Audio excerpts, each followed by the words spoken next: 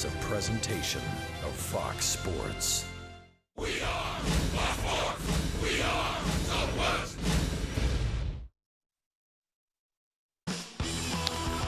Well to right center field. Jackson on the move. Leaps up. He can't get it. Over his head. Mazzara scored. Here comes Moreland. He will score into third with a two-run triple. Ian Desmond, it's 11-10. Well, here's Rua. They have the tying run 90 feet away. Desmond carrying that one. The 1-2 pitch. Hammered to center field. Jackson going back. Way back. Goodbye. On Green's Hill. Ryan Rua has turned the game around. Another huge inning for the Rangers. Well, last night's game was a great game, which it was. This one tops that. The 2-2 pitch. Line drive. Elvis there to make the catch. And that is a winner. I don't know, but I love this damn team. This is what a team, man. That was one of the best games I ever played in my life.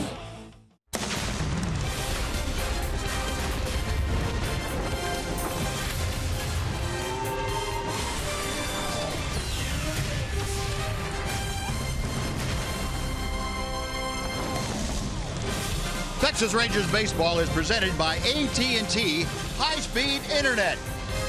Well, back at the scene of last night's delirious finish, Globe Life Park in Arlington. So far, the Rangers have washed and folded the Sox, and they look to pack them away here this afternoon and get a series win. Welcome in, everyone, along with Tom Greaves, Steve Busby. Delighted you could join us. And in case you missed it last night, you missed a whale of a ball game. The Rangers have that going for them this afternoon as they take that positive vibe onto the field, and they have their ace going in Cole Hamels. They do, Buzz. It's hard to top the first two games of this series. The Rangers lost a tough one. They won the great game last night. And what a way to go into the off day tomorrow if Cole Hamels can have a game like he did in his last start in Detroit. This was his best start this year as a Ranger, maybe his best start as a Ranger. Ian Kinsler had a base hit to start the game, then 21 straight outs without a hit. Walked 2, struck out 9. He was at the top of his game. All his pitches were working, command of every one of them. Hopefully he'll be able to back that up with another good one today. The Rangers can beat the White Sox 2 straight and enjoy a great off day tomorrow. Boy, the Rangers have to feel good about themselves going into this ball game after last night's dramatic comeback in great style here at Globe Life Park. Well, the Rangers and the White Sox getting set to wrap things up. Rangers riding a high as they get set to take on Chicago in this finale. We're back with the starting lineups and first pitch right after this.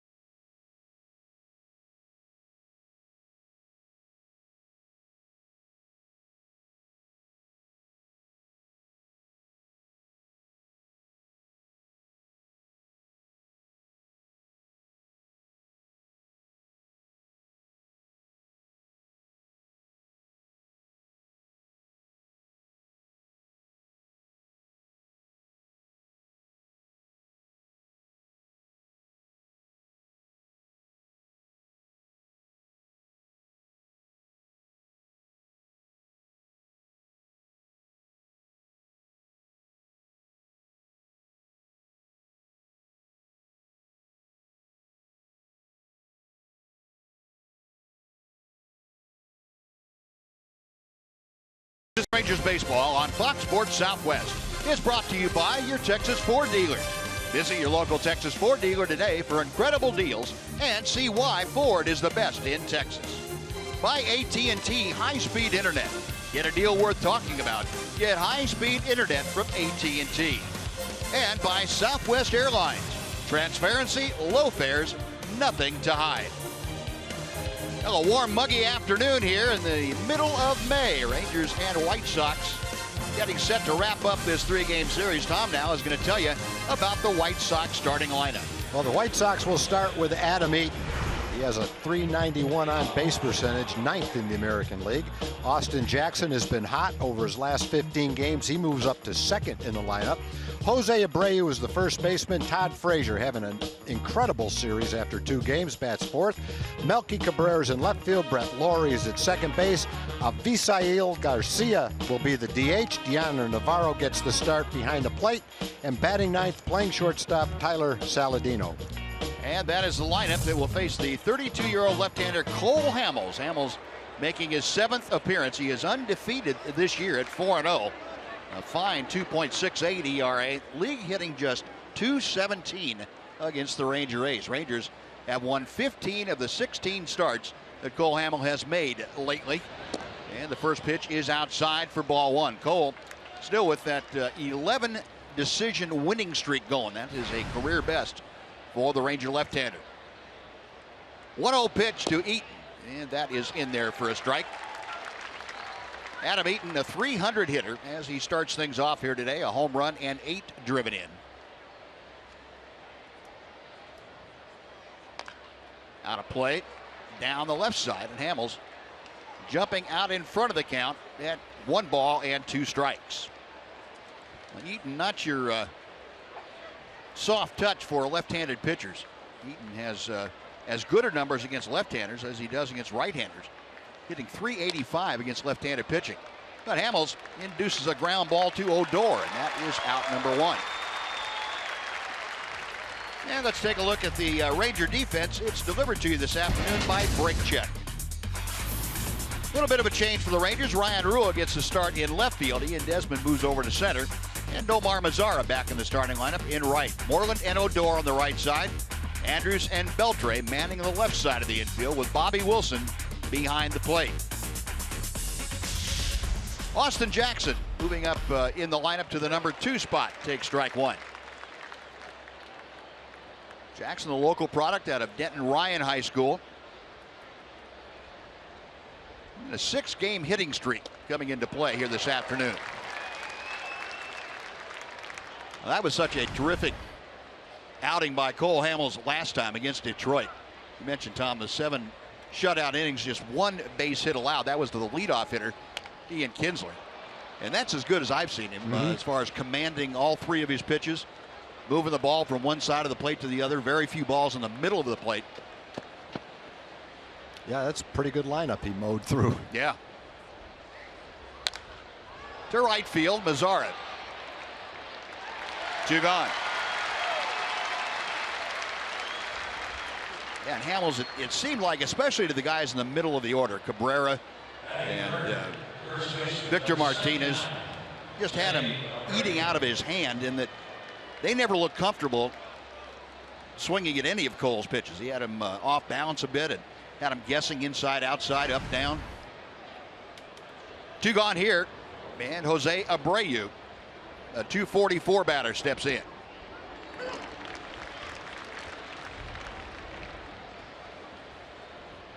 Abreu with 5 home runs, 22 driven in this year.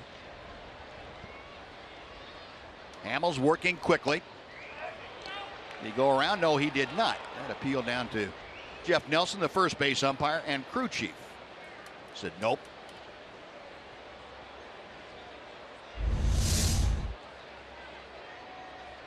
Looked like he stopped in time. Good call. Elvis behind the bag at second. Throw and not in time. Ball not hit quite as sharply, and I believe as Elvis thought. Kind of ran around behind it and couldn't get a whole lot on the throw, moving away from first base. And that's going to be an infield single for Jose Abreu. It's one of those plays where it looked like Elvis was going to be able to make the play based on what we see him do every day. It looked like he just had a little bit of a problem getting his legs underneath him and getting rid of the ball, which is not easy to do when you're running in that direction and have to come back and throw it the other way. Very close play. Rangers are taking a look at it before they decide what to do. Yeah, play being held up here. Bobby Jones, Adam Brenner upstairs in the Ranger video room taking a look at all the angles, and they said, nope, it's probably not a good use of a challenge. So the infield single will stand, and with 2 outs now and 1 on, Todd Frazier steps in.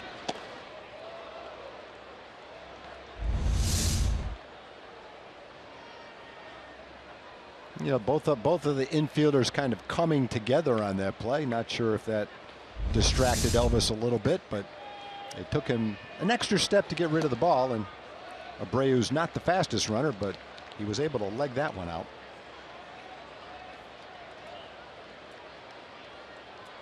Yeah, 2 balls and no strikes, the count to Todd Frazier. Frazier is 4 out of 16 in previous matchups against Cole Hamels. Something other than a fastball that Hamels able to throw for strike 1. Boy, that was a key for Cole too. You mentioned he had great command of all 3 of his pitches against Detroit, but he was able to throw both the curveball and the changeup almost at will early in the count and in fastball counts. 3-1 now to Frazier.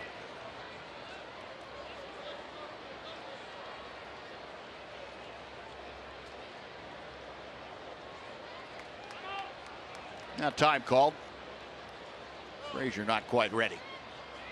Hamels in previous matchups against the White Sox has a 1-0 career mark with a 2.25 ERA. And the previous 2 starts that he's had against them came when he was with Philadelphia. Backing out of play, that fills the count.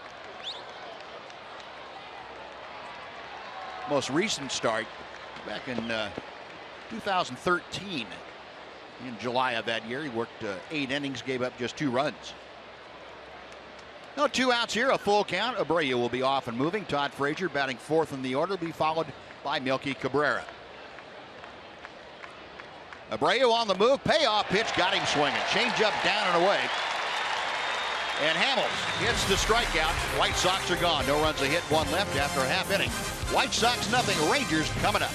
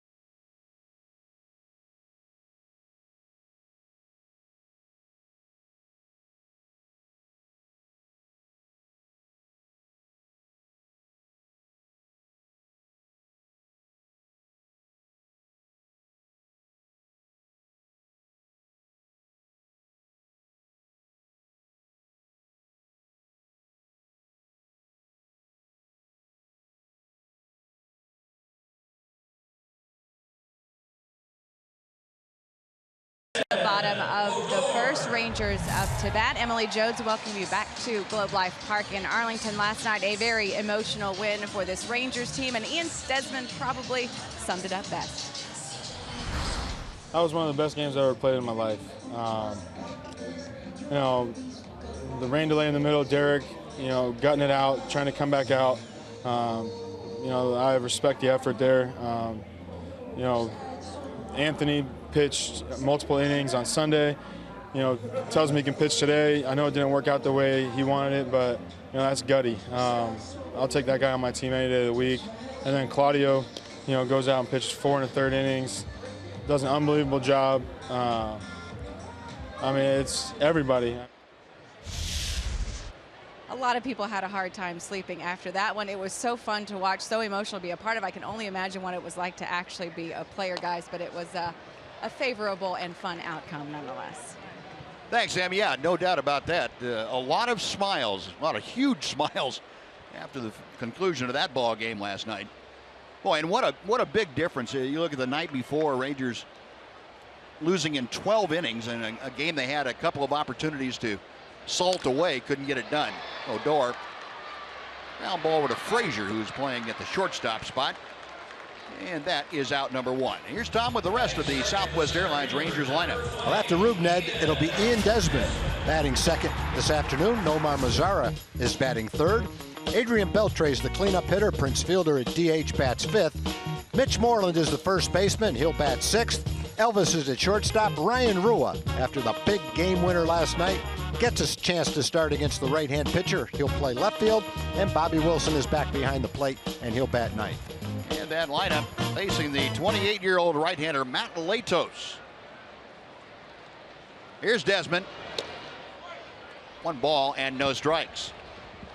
Latos off to a very good start, 5-0. Fastball of his command, fastball command really came back for him. He struggled with it the last couple of years. Ranger hitters trying to get to him early in the count. He's throwing a lot of strikes. And this is a guy that if you can get to before he's able to go to his off-speed stuff or go to his secondary pitches, you have a lot better chance. Ian up to 252. That's the highest his average has been this year. 4 home runs now, 17 RBI. That big slow curveball from Latos. And the count goes to 2-1. Desmond, that huge triple in last night's ball game. 3 balls and a strike. Last night was an interesting game for the outfielders and the infielders. The wind was swirling. There was times where it was blowing out, times where it was blowing in, times where balls carried, times where they got knocked down. Never knew exactly what to expect in last night's game. Well, the outfielders were really tested. Ian's patience being tested by that call. No, 3-2. Home plate umpire Ben May here this afternoon.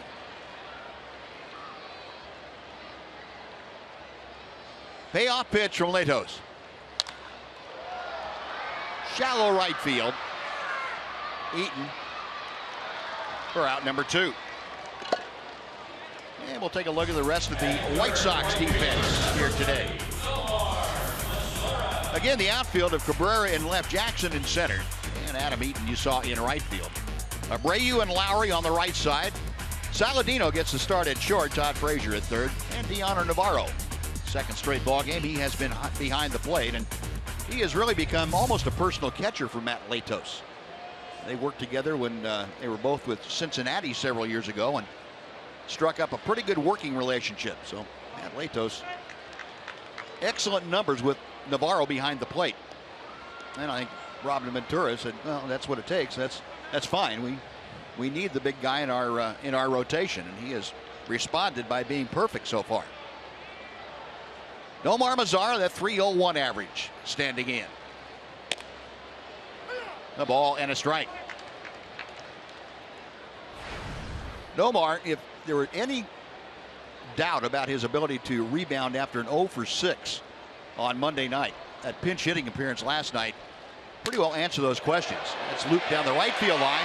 He sliced it a little bit, and it comes back fair. Eaton with the ball. Mazara going for 2.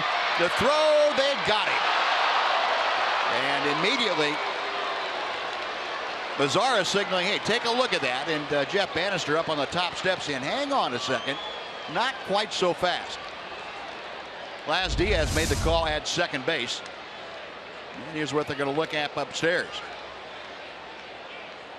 Yeah, I don't know if he touched that front leg. Yeah. That's going to be a very interesting call. His front leg came off the bag. The back leg touched the bag. It looked like the tag missed the front leg. It sure did. And it looks like by the time it touched the back leg, his foot is already on the base, and then his back leg. Well, they're not going to challenge it. Okay. They will let that go. So, a single, and Nomar Mazara caught trying to stretch it into a double. That'll do it in the first. Rangers, no hits and nobody left. No score after one.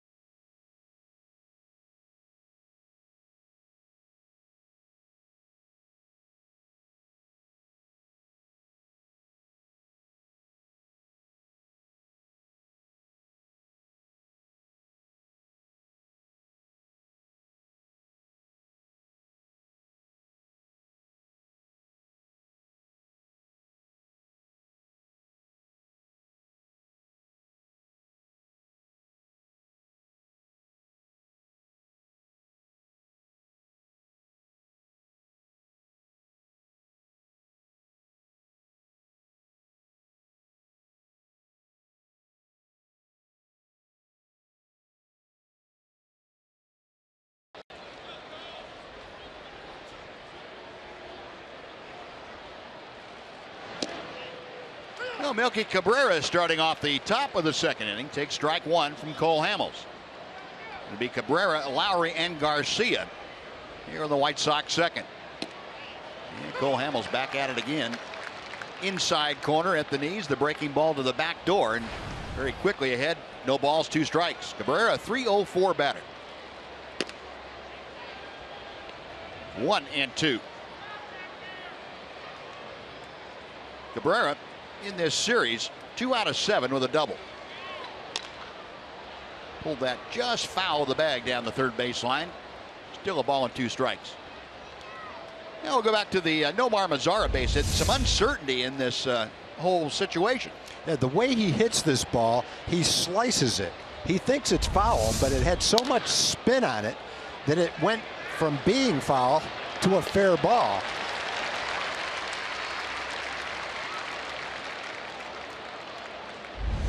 Well, let's check this out. It hits and breaks the bat. Wow. That's why what a camera shot. And then hit the end of the bat. That's why it had that slicing action on it. No wonder. Yeah, you couldn't tell till that replay. What a great replay. Nice going, guys. It hit the bat off the handle and broke the bat. And then caromed off the end of the bat, and that's why it ended up fair. Boy, that's one you don't see very often. I think we have seen that once in the last 5 or 6 years, though. I remember the same thing happening. Yeah, I do too. Couldn't tell you who or when. Super job by our great production crew getting that one. That was amazing. Pretty good visuals on that double hit. Dave Curlis, one the cameraman that captured all that action for you. Nice going, Dave. Cleveland Brown expert. Now Lowry caught admiring that pitch on the outside corner, and Hamels gets his second strikeout. Well, Lowry didn't like the call, but that thing was no doubt a strike.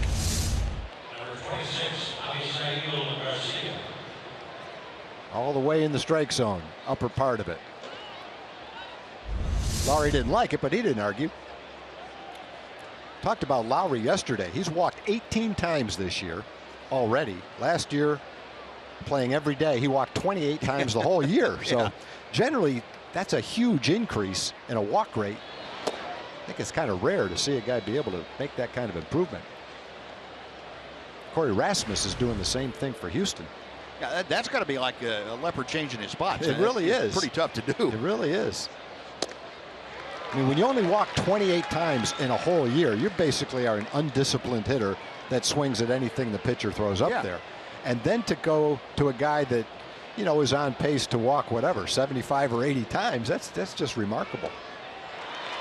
Isael Garcia now finds himself down in the count and a ball and 2 strikes. And again, the first 2 innings very much like a continuation of what we saw from Cole Hamels last Friday night in Detroit. Mixing pitches, mixing locations, and pitching from ahead. And that 93-mile-an-hour fastball up there had to look like probably 103. Yeah, if he made contact with that ball, he would have shot it about 40 feet foul down the right field line. He stayed alive with that pitch, but that's basically the effect that Cole wanted. Throw a high fastball, get him to swing at it. Got him swinging. Got to work foot breaking ball. Yes, he does. Back-to-back strikeouts. 3 for the afternoon. After 1.5, White Sox nothing, Rangers nothing on Fox Sports Southwest.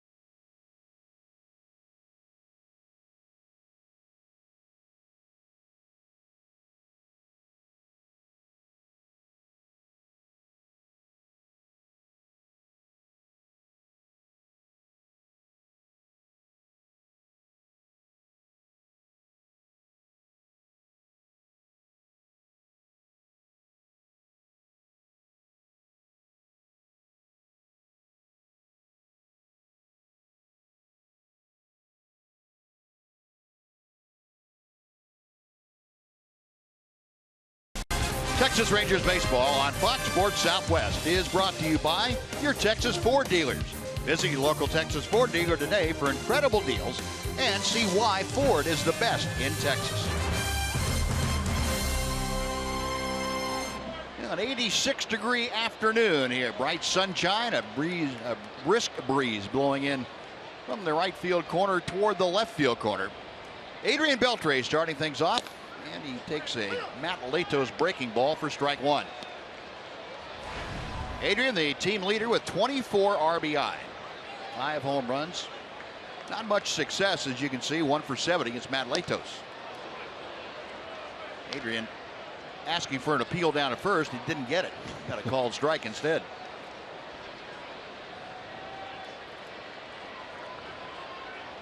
Beltre 1 for 3, driving in a couple in last night's ball game.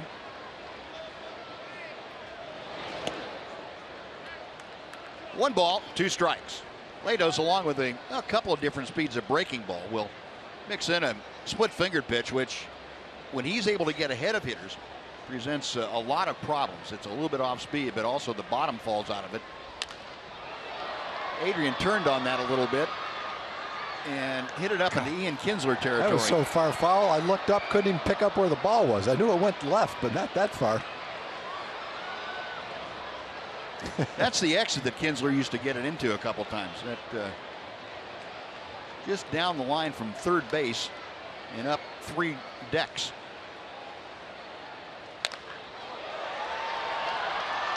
Adam Eaton drifting back to his right a bit. 1 gone.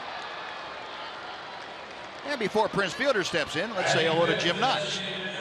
Eddie Buzz, great crowd here at Globe Life Park this afternoon. We have Whitman Senior High School right here. All the entire senior class on hand. Raylan, what is the count here? We have 69 of my peers with me today. It's hot and we're tired, but it beats school. Go Rangers! There we go. Okay, very nice. And, if you have anything to say to your teachers, what would you say? It still beats school, but I like school sometimes. Okay, there we go. Okay, you guys have a good day. Appreciate you coming. Root the Rangers on, all right? There we go. Let's go. Buzz, I can look at that the same way. It's hot, we're tired, but it beats working. That's exactly right. Exactly right. 1-0 pitch to Fielder, and that is in for a strike. Can you imagine if you would have lost that game last night, how you'd feel today? I know. That would have sucked all the energy. Especially after the night before. Right, exactly. That would have been a real tough wake-up call this morning. Yep. 2-1 to Prince. Fielder now at just 188, and he is struggling. He is the first to admit it. Said he's not swinging the bat up to his standards. Just a 172 average in his last 17 ball games. And the thing that bothers Prince most is he hasn't had any RBI production. He feels that's what he's here for, driving in runs. He says he hasn't been able to do that lately. And he'll get it turned around. There's the last 5 ball games for you, just 1 for 20. Ahead in the count here, 3-1 to Latos. Full count. Latos has good assortment of pitches. Doesn't have a dominating fastball, but has kind of a funky delivery. Looks like it's a little tough to pick that fastball up. And he has good pitches to go along with it. Hasn't pitched as well lately as he did earlier in the season. And he loses Fielder. The last 2 starts, he's gone 10 innings, 5 innings in each game, but he's given up 18 hits and 8 runs. Before that, in 4 starts, he had an 0.74 ERA. He'd only given up 2 runs in 24 1/3. But the White Sox have played well behind him, even with the runs he's given up in his last 2 starts. He's still 1-0 in those 2 starts. Now, apparently, looking at Lato's numbers, he doesn't care about an early wake-up call. He's been better on the daytime. He's 3-0 in day games this year. Huh. And the opposition hitting under 170 against him. So apparently his ball very tough to pick up when the sun is out. There is Mitch Moreland, who had a big RBI pinch hit single last night. 0-1. Mitch right in the middle of that, coming off the bench right after Nomar Mazara pinch hit, got a walk. Loaded the bases. Mitch came up, got an RBI base hit. Drew the Rangers closer, really set up the final charge, that 7-run 8th inning. Moreland at 257. And behind in the count now, 0-2.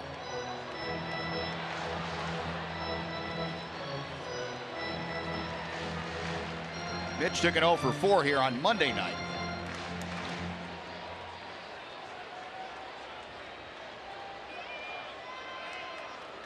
Moreland, with last night's pinch hit RBI, has an RBI in 3 of the last 4 games. 1-2.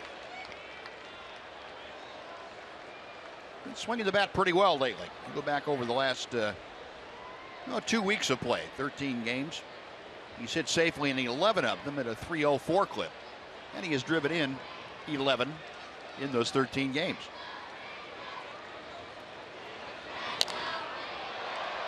Center field, Austin Jackson ranging back to his right. 2 gone. Fielder back to first, and now it'll be up to Elvis Andrus. Well, the Rangers with a win last night, matching their season high of 4 games over 500. Still trailing the Seattle Mariners by 1.5 games in the West. Opportunity today to win another series here at home. And you have gone 11-6. That despite starting the year 1-2 at Globe Life Park. Elvis a .295 average. Still looking for his first home run. Hit a ball last night that would have been his first home run, but it hooked foul by about 20 feet. Gets out of this one and a pop up to shallow left. Saladino going out, coming on Cabrera. Makes the catch, that'll do it. Rangers get a walk to fielder, but strand him. We're through 2 innings at Globe Life Park. Rangers nothing, White Sox nothing on Fox Sports Southwest.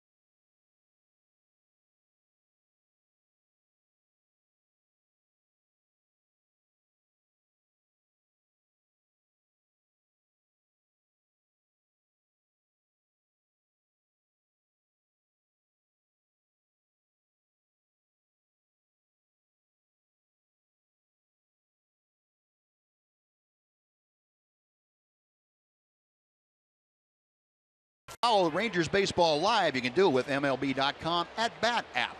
You can stay up to the moment at any moment with Game Day, live game video highlights, StatCast, news, and a whole lot more. Download MLB.com at Bat, the #1 app for live baseball on your smartphone or tablet.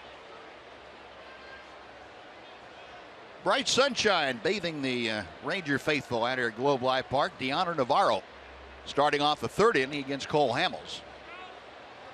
And the first pitch, the appeal down to first. No swing for Navarro. Deanna a .208 average as he begins things here in the 3rd inning. 1-1. Navarro's been swinging the bat pretty well of late. Took an 0 for 5 last night, but he's still been hitting nearly 300 in the last 14 games, .292. Up the middle, knocked down by Hamels. A catcher's running, so the throw, and it gets by Moreland down the right field line, and Navarro will head into second. Now Cole probably had a little more time than he thought he was going to have. And the throw was in the dirt into the runner, and Mitch couldn't come up with it. Yeah, Mitch comes up with almost everything you throw at him. That was asking a little too much. It's a hard hit ball. Looks like it's a base hit. Cole knocks it down, scampers to get it. Has to hurry the throw and wasn't able to make it accurately enough for Mitch to handle it. You get a good look at it right here. That ball was too far into the runner and bounced too far out in front of Mitch. So that's going to be a hit and an error on the throw to allow Navarro to get to second. Second base hit of the afternoon. You say, well, why didn't Hamels take his time? You don't think about that as a pitcher. You're not used to flagging down balls and remembering who's running. Infielders do it all the time, but pitchers, you're just happy to knock the ball down, have a chance to throw somebody out. You're in such a hurry to get it done. It's not an easy play. Tyler Saladino getting the start at shortstop. In a bunt, and pitch goes off Bobby Wilson's glove. So down to third is Deoner Navarro. I don't know whether Bobby got screened out or whether that pitch had some unexpected movement on it.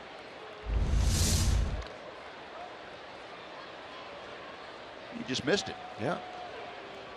Looked like it might have had a little cutting action to it.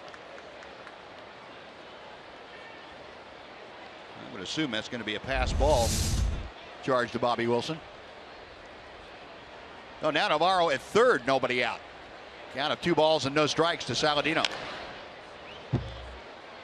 2-1 on the foul ball.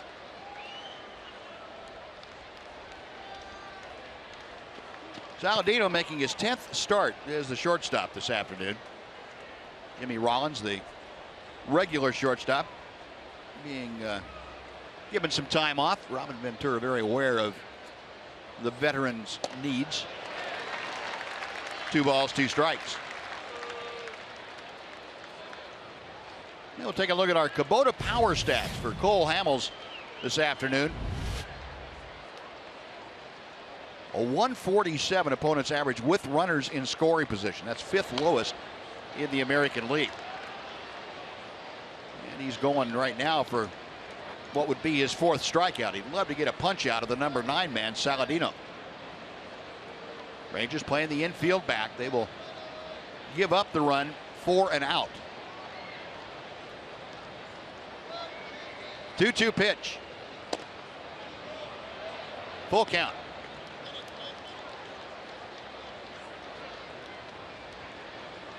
Saladino in his last 10 ball games hitting just 154.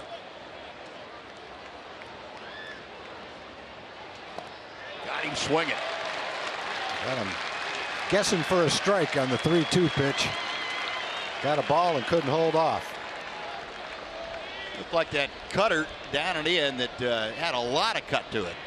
Almost like a slider. Hamels gets his 4th strikeout.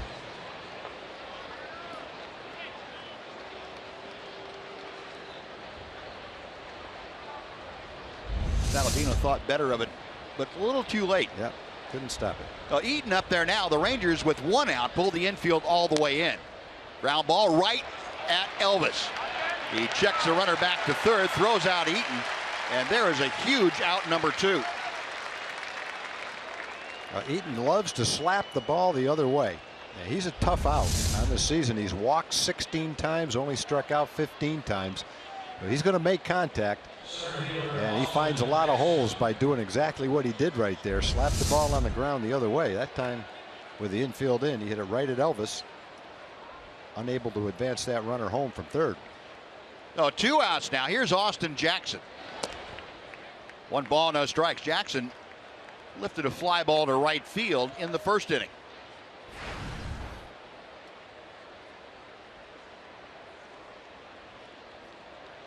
Hamels with a 1-0. Good changeup. Well, I guess so. You can tell the way they're swinging at that changeup. That's a quality pitch. Hitters will sometimes talk about the glare during a day game, but you don't hear much about glare in this ballpark. Great hitter's background.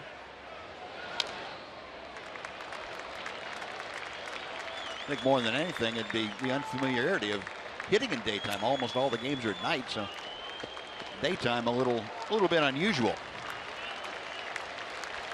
1-2 to Austin Jackson. Crowd now getting a rhythmic clap in support of Cole Hamels, who misses high. It's 2 balls, 2 strikes.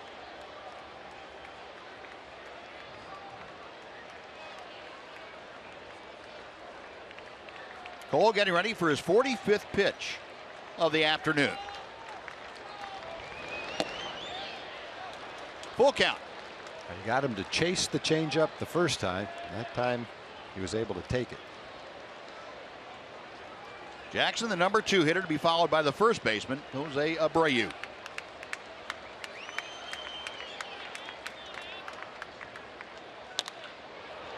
Elvis can't quite get it. Off his glove into center field. Navarro will score.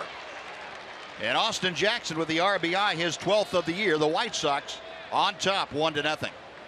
Yeah, Jackson got off to a slow start, but last 15 games he's been a 300 hitter. Much tougher out right now. An off-speed pitch, middle of the plate. Got the good part of the bat on it. Almost a great play by Elvis.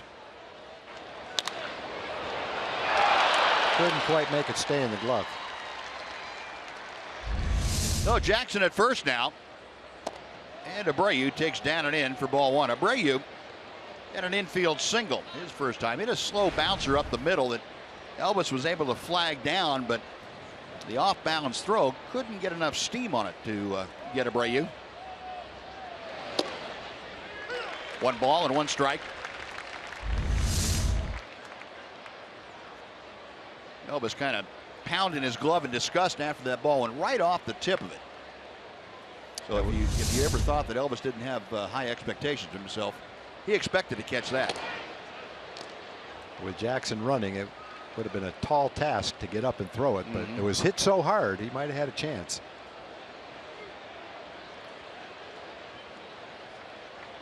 2-1 the count to Abreu. Beltre does a 360 and gets the force at second base. Well, that'll do it, but White Sox able to get a run on 2 hits and an error. They lead 1 after 2.5. It's now Chicago 1, Texas nothing.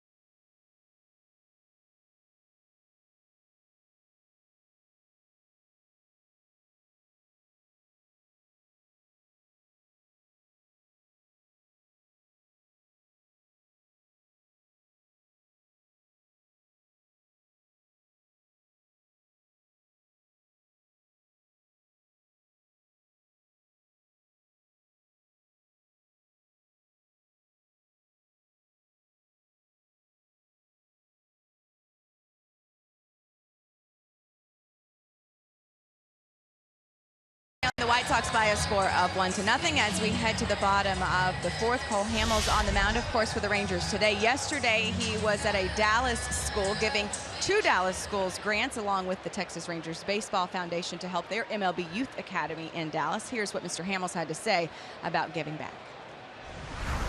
The way that we do it, we like to make sure that it's sustainable. Best schools that we felt like that could really use the help this year. We're able to provide good curriculum and extra materials that they don't necessarily have. This is kind of something that's going to be great to be able to introduce. And Cole especially excited to be a part of that youth academy. And I don't know if you've seen the renderings or the plans for that, guys, but it really is impressive and going to give a lot of kids the opportunity to play baseball and hopefully keep them active and out of trouble. Thanks, Sam. Yeah, that's great work being done off the field by Cole Hamels and his foundation. Also, a lot of the Rangers working in the community. Ryan Roy following up his 3-run home run last night with a base hit to lead off the Ranger third here today. Well, he says to Jeff Bannister, thanks for the start today against the right-hander. I'll pay it off. But comes right back after the game-winning homer and maybe starts a rally here in the 3rd inning. Well, 1 on, nobody out. Bobby Wilson now, the Ranger catcher, and number 9 hitter will step in. Rangers, you might have noticed, Delino DeShields out of the lineup today.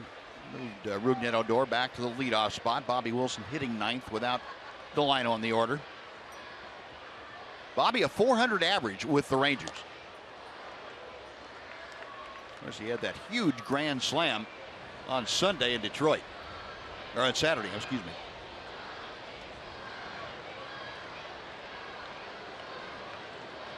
No, it was Sunday. Take it back. Sunday. Rangers coming back against the Tigers bullpen after Verlander had shut him down for 7. No balls, 2 strikes. Bobby, including his time with Detroit this year, a .286 average. 6 for 15 since coming back home to the Rangers. 5 RBI and 2 walks in the 4 games.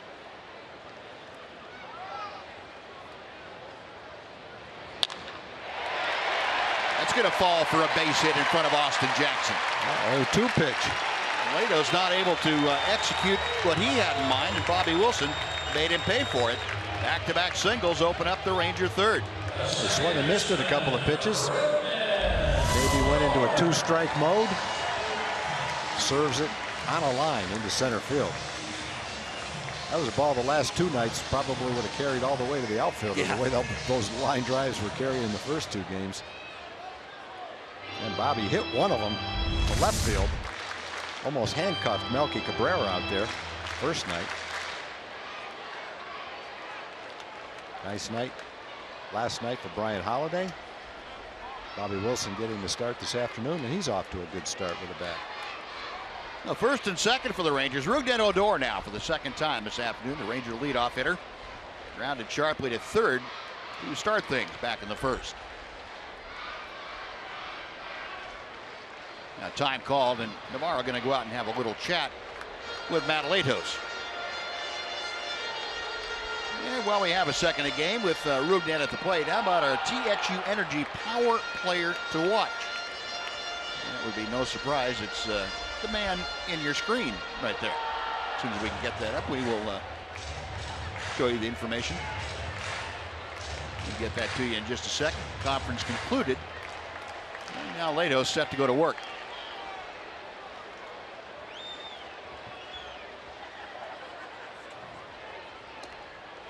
Showing bunt that had Frazier coming down the line a bit at third. First and second, the third baseman's kind of the traffic cop. He has to read the ball coming off the bat if there is a bunt, determine whether the pitcher can field it or whether he has to go get it. He's going to lure the third baseman and then smash one right by him. Had that in mind. Yeah, I don't think Rugi's going to be bunting in this situation. He's right now probably as big a threat to drive in a run as anybody in the lineup. I mean, just because he's second on the team in RBI, yeah, I think that's got 310 or whatever it is now, 307. You got Frazier to move in front of the bag, which might open up a little alley for him to shoot a ground ball into left field. You got Rue at second, Wilson at first. Popped up, foul. Navarro over to take a look, but that'll be back about 4 rows.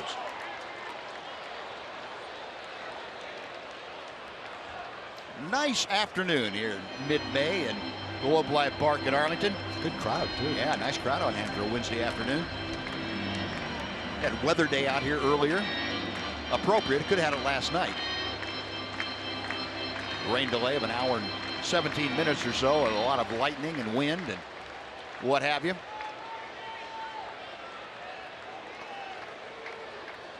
A few folks out here enjoying Dollar Hot Dog Day too. It's like 1-2 to Odor.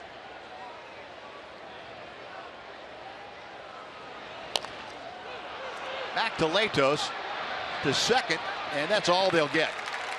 Well, fortunately, he threw it to second and not to third.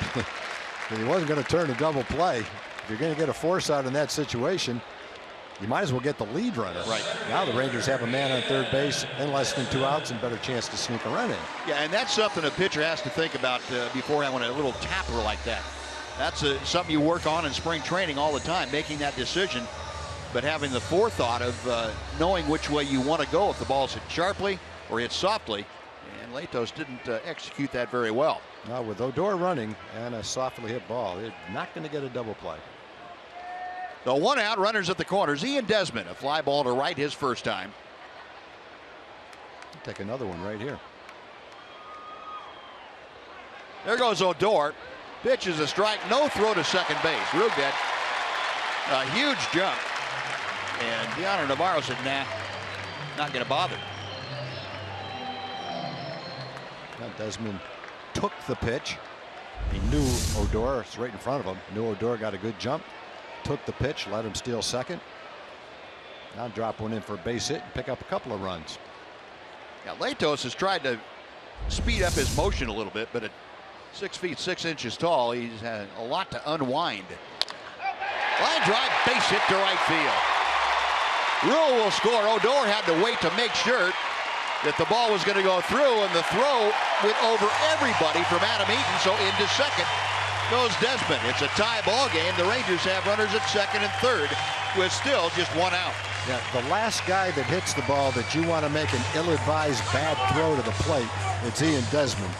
As soon as Eaton let go of that ball, he's a good outfielder too. He knew he made a bad throw. And as soon as Desmond saw it go over a cutoff man's head, he just scampered right down to second base. The Rangers have the same situation now. No double play in order. Second and third, still 1 out. A nice job of taking the ball the other way. Swinging a great bat right now. You mentioned Buzz, his average was as high as it's been all season. And a sharp line drive to right field. Good series for Ian. Oh, be careful, Ruby. Yeah. Odor on his secondary lead got a little too far down the line. Let's see what we're talking about. Desmond hits the ball. It's a single. He watches the throw. Sees it goes off at over the cutoff man's head and said, fine, I'll take the extra base.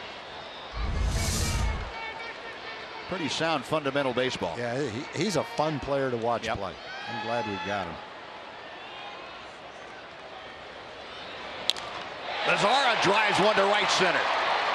Jackson to his left makes the catch. Tagging at third is Odor. The throw going to third. Odor scores. Rangers grab the lead. It's now 2-1 as Mazzara drives in his 12th of the year. That's exactly what you're looking for in that situation. Make solid contact. Get the ball up in the air. Pick up that run. Well, Mazzara, who had singled his first time, hit a rocket. It looked like that ball was going to travel a little better than it did, but it was plenty deep enough to score Odor and allow Desmond to move up. Well, the Rangers have shown that when the opposition, and primarily the White Sox, when they score a run, it's like waving a red flag in front of a bull.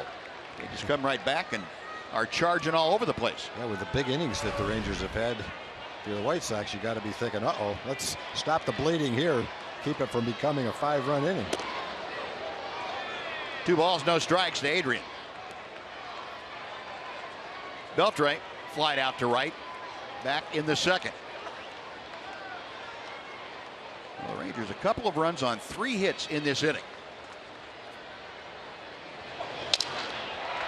Got in on the fist, and Saladino with the throw gets Beltre by a step. That'll do it. But Rangers gain the lead. They get 2 runs on 3 hits and leave 1. After 3, it's the Rangers 2 and the White Sox 1 on Fox Sports Southwest.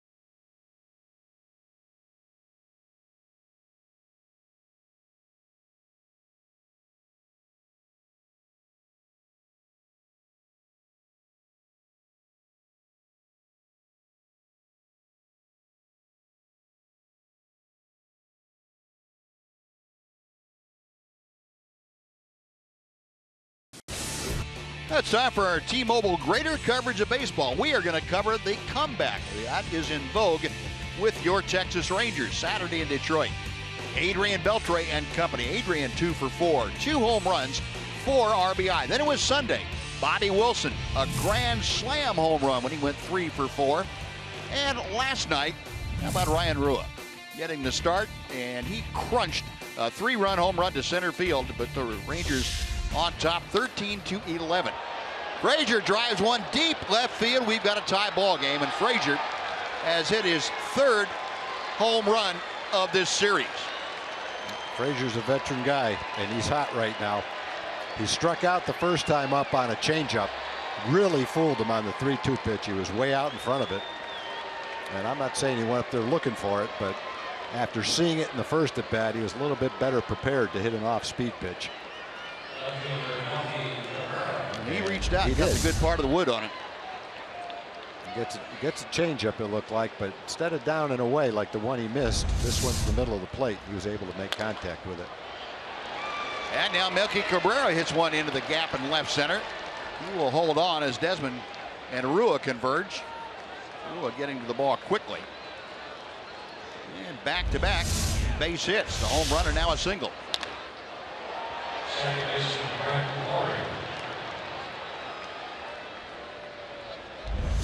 Well, he has been hot as Todd Frazier in this series. Got him going. He was 0 for everything when he came in. But that 2 home run game the first night in. And he has piled up home runs and RBI in this series. Knocked in 10 runs in the 3 games. Got a long way to go in this one. Brett Lowry takes one down at his shoe tops. Todd Frazier. Big acquisition in the offseason from Cincinnati. Lowry called out on strikes his first time. He takes strike 1 here and evens the count.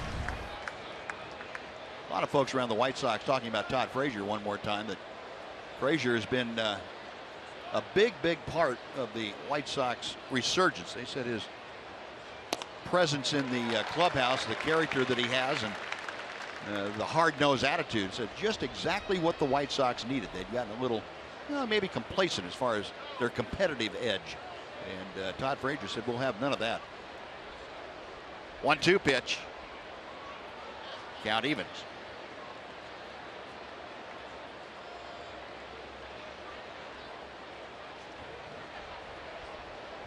Lowry with his Count Dracula look on this afternoon. Left center field. That ball's hit well up the alley. Way back and gone into the bullpen as Brett Lowry. It's his 5th home run of the year. A 2-run shot, and the White Sox take a 4-2 lead. Boy, this is kind of a dramatic turn of events here in the 4th inning. 3 straight well-hit balls, 2 home runs, and a line shot single.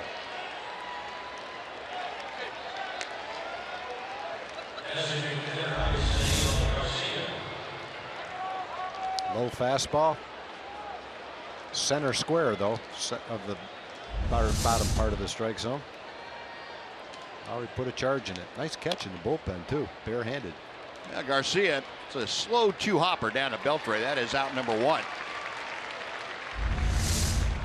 Well, Cole Hamels had allowed a total of 4 home runs in his 6 starts coming into today. And Brett Lowry's home run into the bullpen. A barehanded catch out there makes it 2 given up in this inning by Hamels.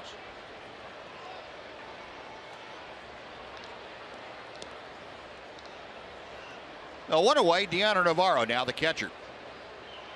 Infield single and a run scored in the 3rd.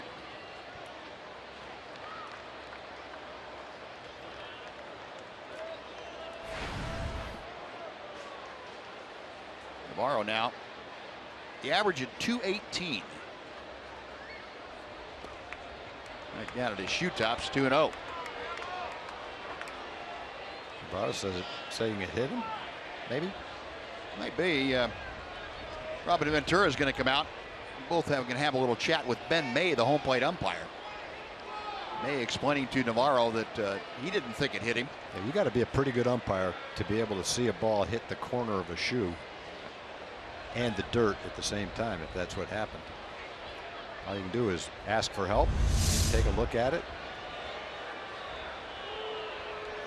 I don't know how you're going to be able to tell that on a replay. Unless you can see the shoe polish on the ball. Unless you go by the reaction of Navarro. Pretty tough to see whether the ball hit the shoe. Well, Robin Ventura is going to issue the challenge, so they will take a look at it. Jeff Nelson, the crew chief, and Ben May, the home plate umpire, will get hooked up on the headsets to Replay Command Center. This is probably the most definitive look we can get, and you can't tell because his front foot or front leg blocks out the view of where the ball hit. Yeah, you know, it's you have to give, I think, Navarro the benefit of the doubt that he's not going to fake that. But at the same time, if you look at it in replay, it's hard to definitively say that that ball didn't hit him, that ball hit him. Clear and convincing evidence is what is needed to overturn that. Here's the best shot we have. And I don't know that you can say that you're positive that ball hit him. Now, his reaction would tell you that it hit him. Yeah. And I'm not saying he was acting. I don't think he was, but I don't think you can see that that ball hit him. Yeah, the ball didn't, from that shot, the ball didn't deviate so that it completely missed Bobby Wilson's glove. No. You can't say that from that angle that the ball changed directions. Yeah, it definitely got more dirt than anything else. I think if you overturn this and say it hit him, you're kind of buying into his reaction after the ball went by him.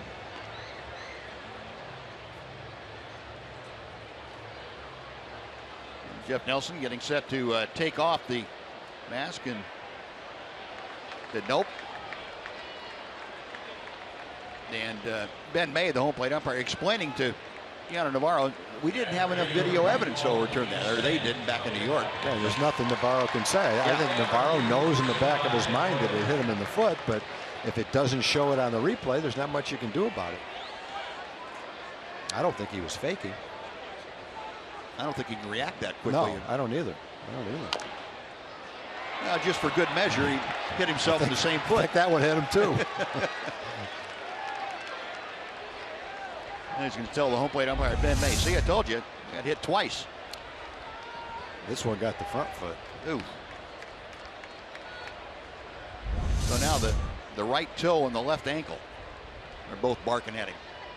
2-1 pitch. And he rips one down the line, headed toward the corner. Rua over to cut it off. He does, and the throw into second not in time as sore-footed Keanu Navarro. His second hit of the afternoon, a one-out double.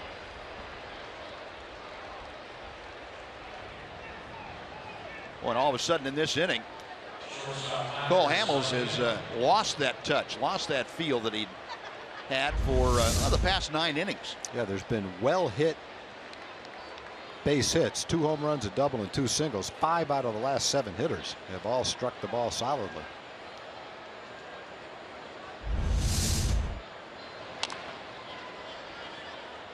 And Tyler Saladino fouls off that first pitch. Saladino went down swinging in the third. The White Sox now 4 runs on 7 hits. They have 4 of those 7 hits in this frame. 2 of them home runs. A ball and a strike.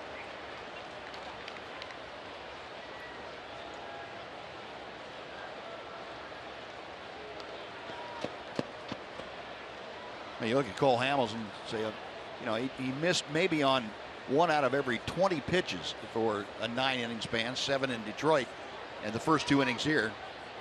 First 3 innings, really. You got to be out there scratching your head, say, what in the world happened? All of a sudden, the location is just not what Cole had become accustomed to. Yeah, and it's kind of a bad time to do it with the White Sox. Early in the season, they weren't hitting anything, but they're swinging the bats now. They've got a lot of guys swinging the bats well. Saladino down on strikes for the second time. That's out number 2, and it brings up Adam Eaton. And before Eaton steps in, let's send it over to John Radigan for a Chevy game break.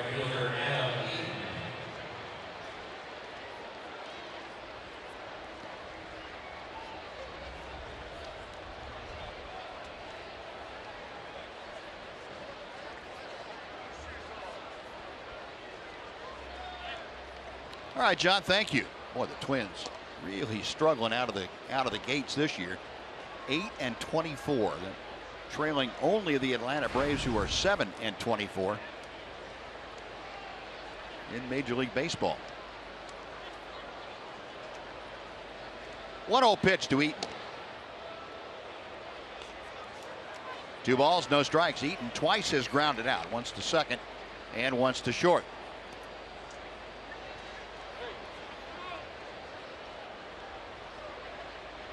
Doug Brocale going to trot out to the mound and may have spotted something. He's going to check with Cole Hamels to see, can you feel what I'm seeing? A lot of times a pitcher will get out of sync in his mechanics and not be able to pinpoint exactly what was going on. A pitching coach, to me, the most important facet of a pitching coach during a ball game is to, when you get out of whack a little bit, he knows what to go out and tell you to get you back into sync, whether your body's out in front or you're flying open with your front shoulder, or not extending toward the plate. Pitching coach come out and say that little word or phrase that'll get you right back into it. Hopefully. It's on the outside corner, 2-1.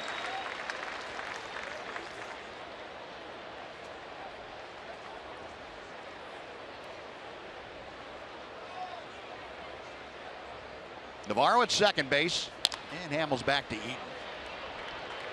Odor to Moreland, and that will do it. But Thunder struck twice for the White Sox. Todd Frazier a solo blast. Brett Lowry a 2-run shot. We go to the bottom of the fourth. 4-2 Chicago.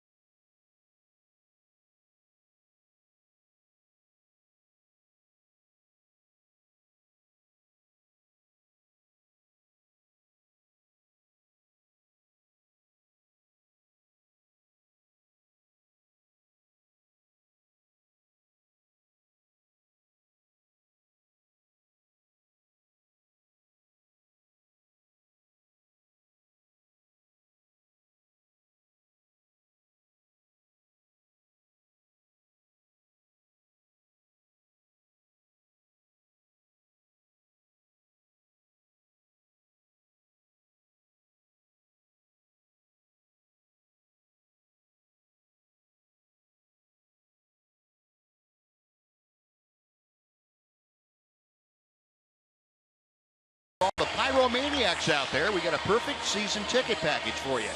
The Friday Fireworks 9 game plan guarantees you tickets to 9 Friday night games and postseason fireworks, plus a 10th game absolutely free. This package includes an exclusive postseason pre-sale opportunity and the ability to exchange one game in your plan for a Sunday through Thursday non-premier game.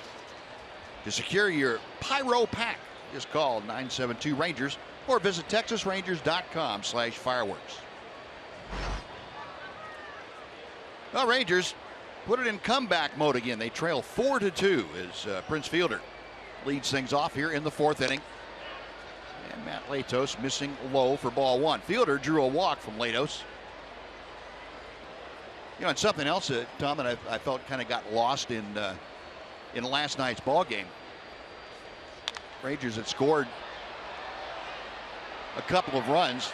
Frazier going over and reaches into the crowd, knocks down a fan. And did he catch it?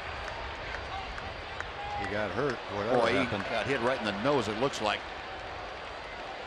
Boy, he hit the guy.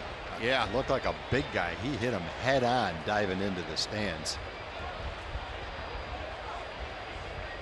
Now, time's going to be called I here, think it was obviously. I think it was the guy in the blue shirt. Yeah. Sturdy guy. And he dove head first into him. Looked like he knocked him straight back. I couldn't tell what happened to Frazier. Kind of bounced through it and see if he hits that back of that chair down there, back of the seat down there. Oh, boy. Man. You talk about being in a vulnerable position, diving in like that.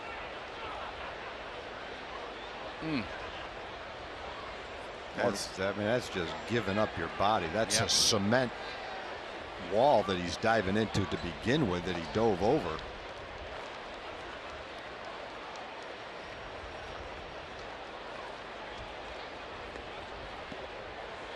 Wow.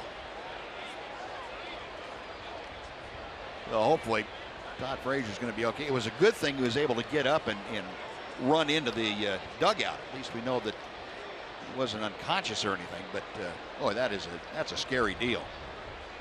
Completely laid out going after that foul ball, and he is headed down into the dugout to be tended to.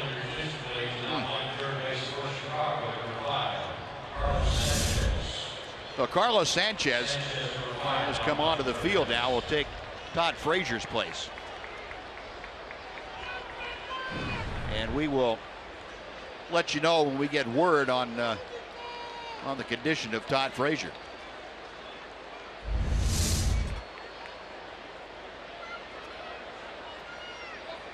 Oh boy, I can't even watch that. Yeah, that's. If you're at all squeamish about things, that's not a good one to focus on. 1-1 pitch to Fielder, rope to left center field. That is in the gap, and it's going to roll for a while, all the way to the wall. And Prince Fielder in standing with a leadoff double. Now, that's the first ball that Prince has really driven that way in a week or so. Well, you know, we talked about Prince off to a slow start batting average wise, and he has said the same thing, but sooner or later the big guy is going to get hot, and maybe that line drive right there will get him started. Nice job of going with a tailing fastball, a little bit outside, staying with it, not trying to pull it, and driving it the other way. That was a good swing and a well hit ball. No thought of rolling over on that one. No. You got a track record, and every time you've hit 188 for 100 at bats, it probably means you're about ready to hit 388 for the next 100 at bats. Hopefully that's the case. Well, Mitch Moreland now, an opportunity with Fielder at second base, nobody out. Moreland flied out to center, his first time up. Rangers trailing by a couple here in the fourth inning.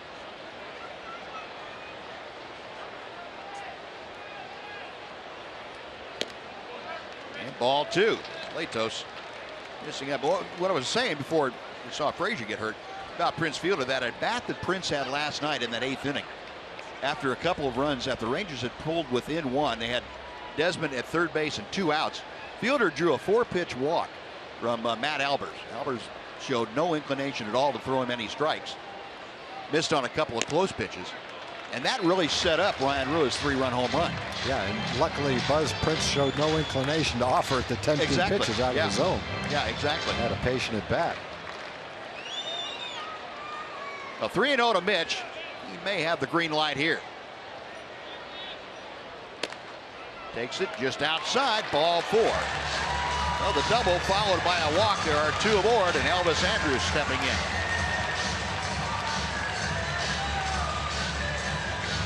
Latos walks fewer than 3 hitters per 9 innings. He's walked a couple here this afternoon. Let's see if the Rangers can make him pay for this latest pass. Elvis flied out to left field back in the second inning. Elvis still among the league leaders in hitting with runners in scoring position. He's still 7th, 407 average, but he's 0 for his last 5. It'd be a good time for him to snap that mini slump.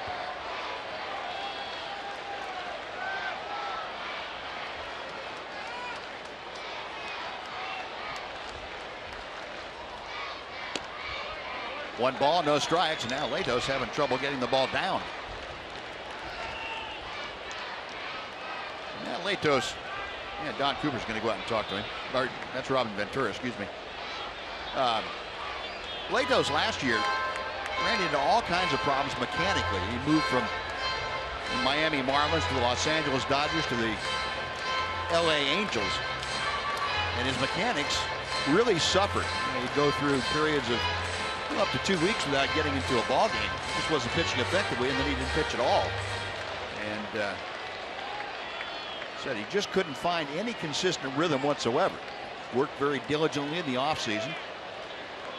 Signed with the White Sox, and obviously that 5-0 record would tell you he's thrown extremely well here in the early part of 2016. Popped up. Sanchez right at the railing. Do it. He's not going to lean in too far. The reason he's in the ball game is his predecessor at third, Todd Frazier, took a plunge into the seats.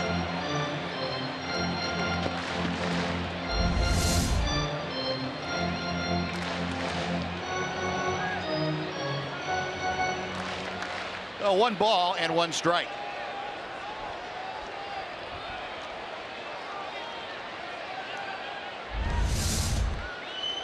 Rangers with Fielder at second, Moreland at first. Nobody out here in the bottom of the 4th inning. The second, back to first, and pulls Abreu off the bag, and Elvis is safe. Well, that's a huge break.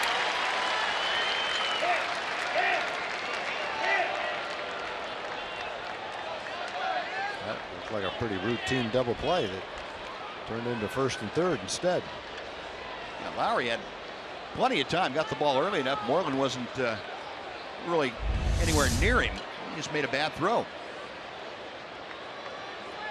That's a perfect throw.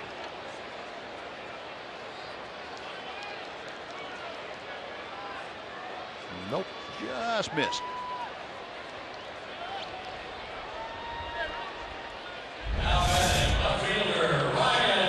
Play being held up while the White Sox study the video upstairs. See if there's a reason for challenging. Yeah, they determined no, there is not.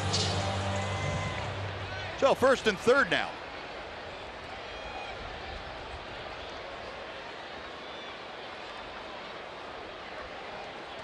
My mistake. The challenge was already used up on that foul tip or foul. The hit of Navarro's foot, hit or miss at Navarro's foot. So the White Sox out of challenges. They can ask the umpires to review it if they would. That's up to the umpires and their discretion. Well, here's Rua. Ryan singled and scored in the 3rd inning.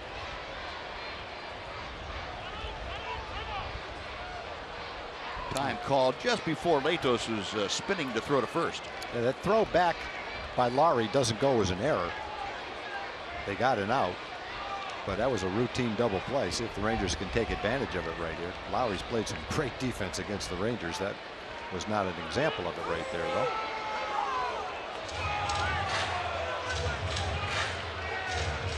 White Sox as a team much better defensively this year than past years, recent past years. 0-1 the count to Rua. Little broken bat looper down to first, and Abreu will take care of that for the 2nd out.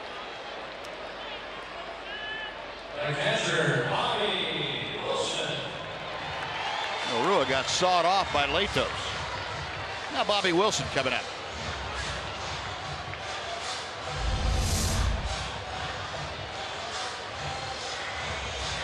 Well, that's a nice movement on it.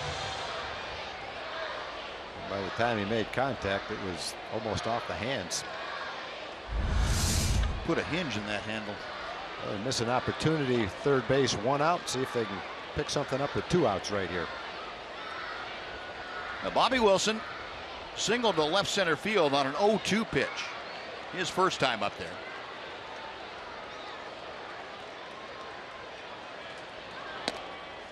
The first pitch is right at the top of the strike zone. 0-1.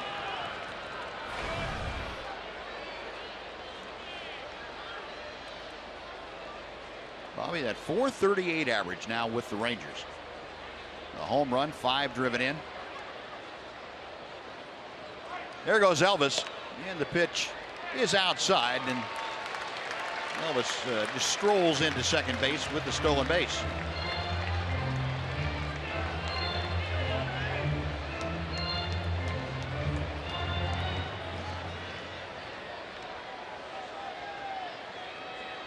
Well, you got 2 runners in scoring position for Wilson.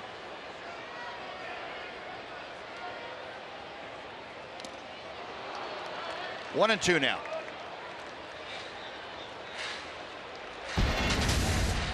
You know, the catchers for the Rangers, they have been very offensively inclined lately. Look at Brian Holiday, the last 3 starts, 5 for 11, a double, triple, and home run, 4 RBI. Bobby Wilson, the last 4 starts, 6 for 15, with a home run, including a grand salami, and 5 RBI. Saladino on to Abreu, and that'll do it. Well, the Rangers get a walk and a double, but strand a couple. We're going to go to the 5th inning now. The White Sox 4, the Rangers 2 on Fox Sports Southwest.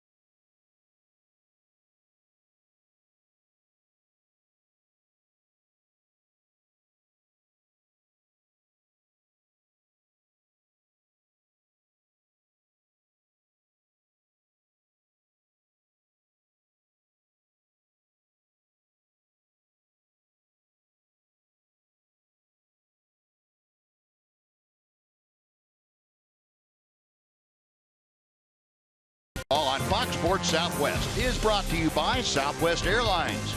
Transparency, low fares, nothing to hide. And by Mazda. In every car we make, you'll see why driving matters.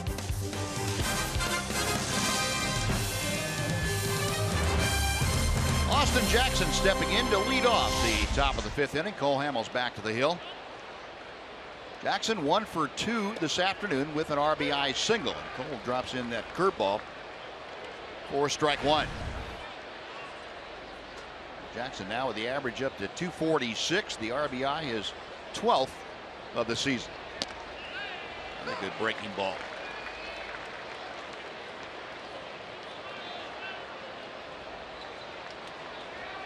White Sox 4 runs on 7 hits. Rangers 2 runs on 5 hits. A ball and 2 strikes.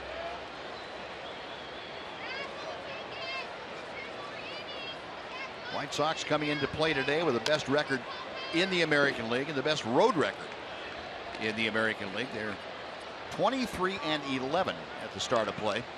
Have a 5-game bulge in the Central Division. Robin Ventura's club 13-6 on the road. The only team with a better road record would be the Northsiders, the Cubs. Right now, Chicago's got a stranglehold on Major League Baseball. Cubs an 8-game winning streak. Payoff pitch. Scoreboard had a 3-2.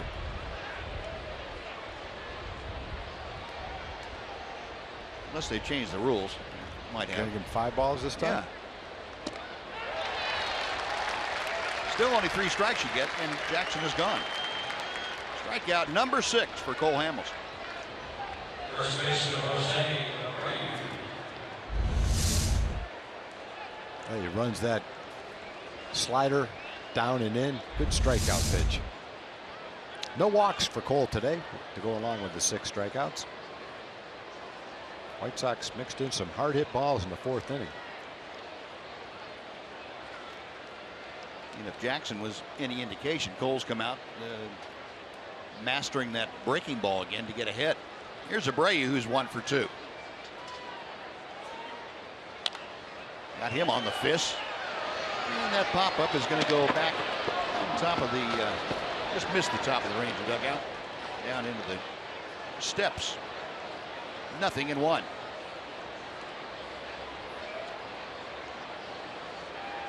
Young man is all set to go with that glove in hand. I would have had that if they'd let me get on the dugout roof. Dad's got one too. It's a good looking glove too. Big glove. 1 ball and 1 strike.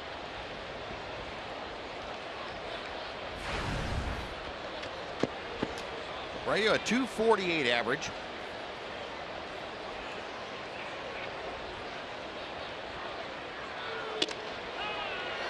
Two and 1.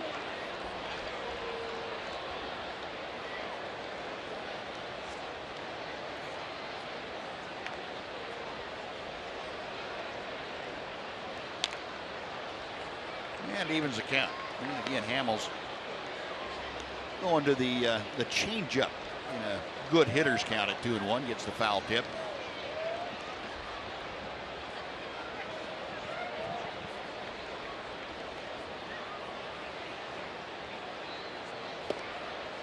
Three balls, 2 strikes. Abreu batting 3rd in the order. He'll be followed by Carlos Sanchez. Sanchez taking Todd Frazier's place. Payoff pitch from Hamels. Came swinging. He just kept going with it off speed. Eventually got one where he needed to get it, and Abreu couldn't hit it. Third baseman Carlos Sanchez. Hamels Heroes section out there.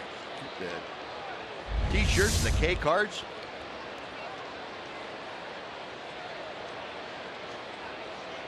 Do you, as a hitter, keep saying to yourself, he's got to throw me a fastball? Unfortunately, that's what a lot of hitters will say. But you know, it's very tough to look for a changeup when you have 2 strikes. Sure. If you get it, fine, but if you don't, you have no chance to hit it anything hard. Sanchez loops it out of play down the right side. 1 ball, 1 strike. Sanchez just 7 at bats this season. He was 1 for 7 with an RBI.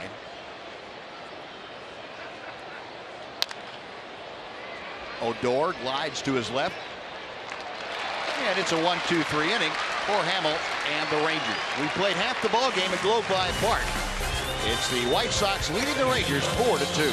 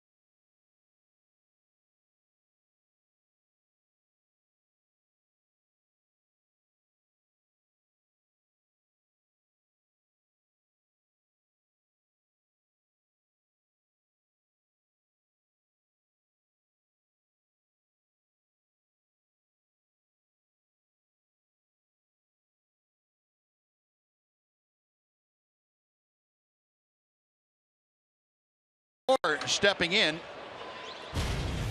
And Odor, our TXU Energy power player to watch. Last 11 ball games for Odor, a .407 average, 6 doubles, 4 home runs, 7 RBI, 12 runs, multiple hits in 9 games of those 11. He also has multiple hits in 5 straight. And he takes strike 1 here. Odor has hit leadoff for most of those games. He did bat second yesterday. Didn't seem to faze him too much. Another multi-hit game, and takes that pitch in the dirt. The one thing the White Sox, they've got the shift on, but they've got the third baseman playing a lot closer after the bunt the other day than was the case. So he can't bunt to lead off an inning right here.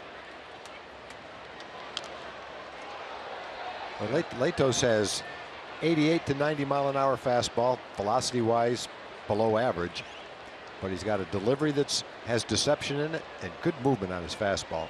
Kind of straight over the top, and it tails away to a lefty and into a right-hander. Yeah, another one of those big guys that doesn't throw nearly as hard as it looks like he should. Not fun to face. You can tell the Rangers are hitting a lot of balls off the bad part of the bat today. Yeah. 2-2 to Odor. Skied to right field. Easy play for Adam Eaton. 1 gone.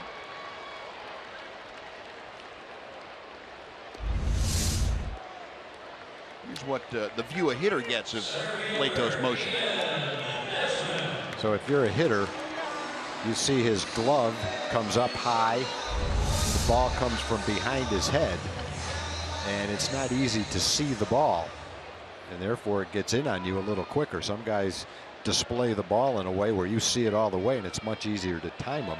Latos is not like that. Now here's Desmond. Had an RBI single his last time up. Now 18 runs driven in for Ian. Drove in 3 last night in a 2-for-5 evening. Now a 6-game hitting streak.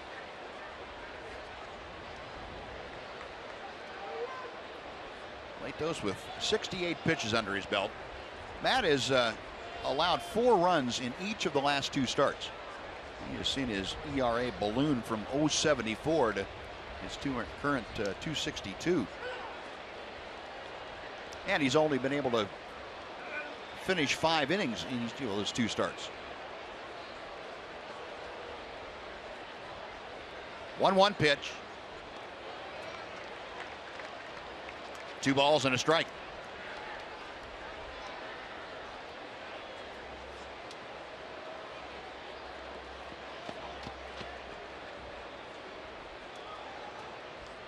Desmond, the most at bats against Latos of any Ranger in the ball game today.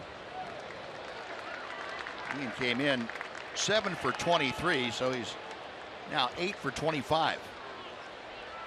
That would be about a .320 average, I believe. 3-1 the count in this at bat.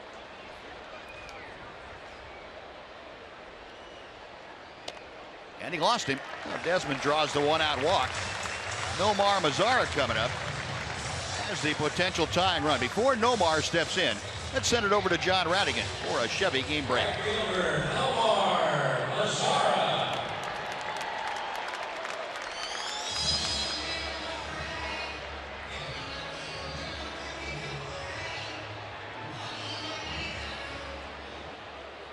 All right, John, thank you. Here it's the White Sox leading the Rangers 4-2. Rangers have Ian Desmond at first with 1 out. Nomar Mazara 1 for 1, a single and a sacrifice fly. Takes outside for ball 1.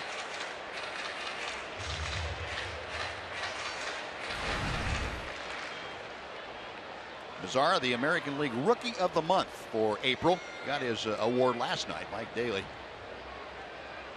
of the Ranger front office presenting him that before the award before the game. There goes Desmond. The pitch is low. The throw is late. And Desmond with a steal of second. Now, Ian has gotten his running game in order. That's his 6th stolen base of the year.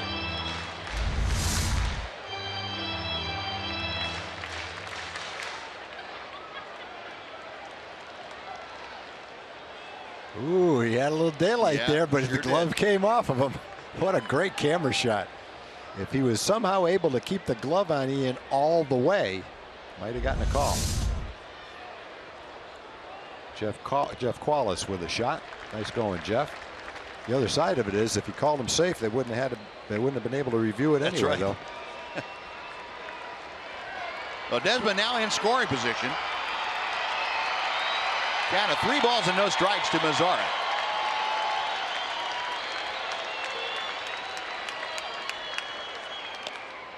Now 3-1. Omar batting third in the lineup today. Adrian Beltre, the Ranger third sacker, is next. Melendez has given the Rangers a few opportunities. Let's see if they can cash in here in the 5th. And ball 4, 2 aboard for Beltre. Back-to-back walks.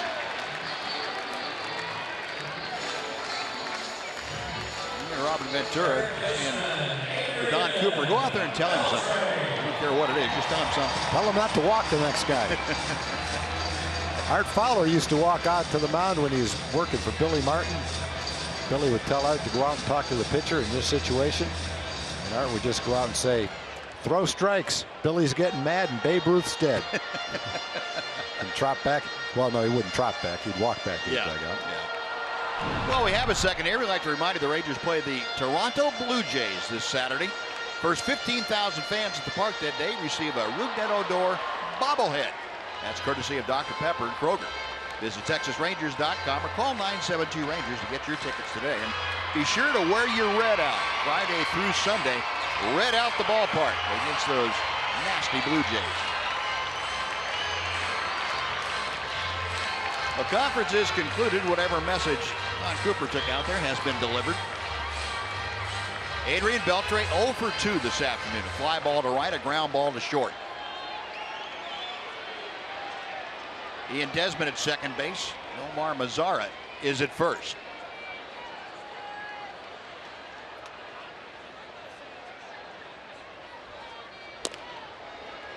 One ball and no strikes. Beltre's average now 279, as you can see. And Ian has been one of the hotter hitters lately with runners in scoring position. He's gone 10 for his last 17. And he wasn't thinking about a base hit. He was going for the lead. Yeah. He had visions of that ball landing in Grand Prairie someplace.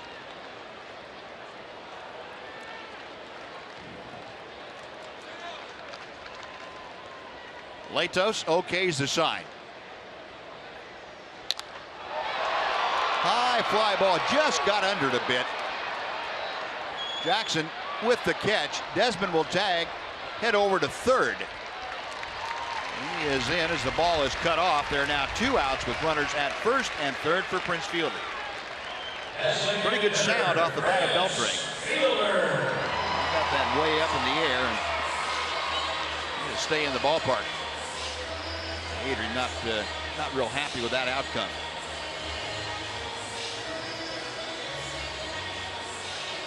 Well, Prince has had a walk and a line shot double to the gap in left center field. You mentioned the walk he had last night, so he's eyeballing the ball. And he ripped the good pitch he had to hit. Try to keep it going right here in the 5th. Rangers have been coming from behind in the series pretty regularly. See if they can do it again right here. That double that Fielder had, just his second hit in 12 career at bats against Matt Latos, and he takes strike 1. There's that double we are speaking of. Great job, and he really powered that ball right through the alley.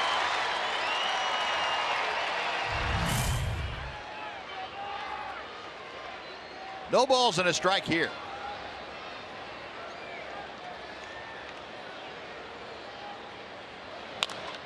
Going the other way again. That is down the line. Fair. Cabrera never saw it. Desmond scores. Mazzara being waved around. Cabrera tosses the ball in. A 2-run double for Prince Fielder. The Rangers have come back to tie it at 4. And I don't think Melky Cabrera ever saw that ball. The way he reacted, it was like, where did the ball go? He's playing out in left center field. Prince lofted that exactly where he needed to loft a softly hit ball to find a hole. Not hit quite as hard as his other double, but probably more effective with a couple of men on base. By the time Cabrera gets to it, there's nothing he can do. Both runs score. You'll see him coming into the picture eventually. It took him a while to get there. No, Rangers again coming back. Now here's Mitch Moreland. Check swing for ball one. I'll take it. You don't have to smile, Prince. That's a Yeah. line drive tomorrow. You know, and if you're Latos, you say, man, little blooper scored 2 runs. Well, the 2 runs that scored are the 2 guys you walked. Right. So Exactly. it's funny how that works out, too.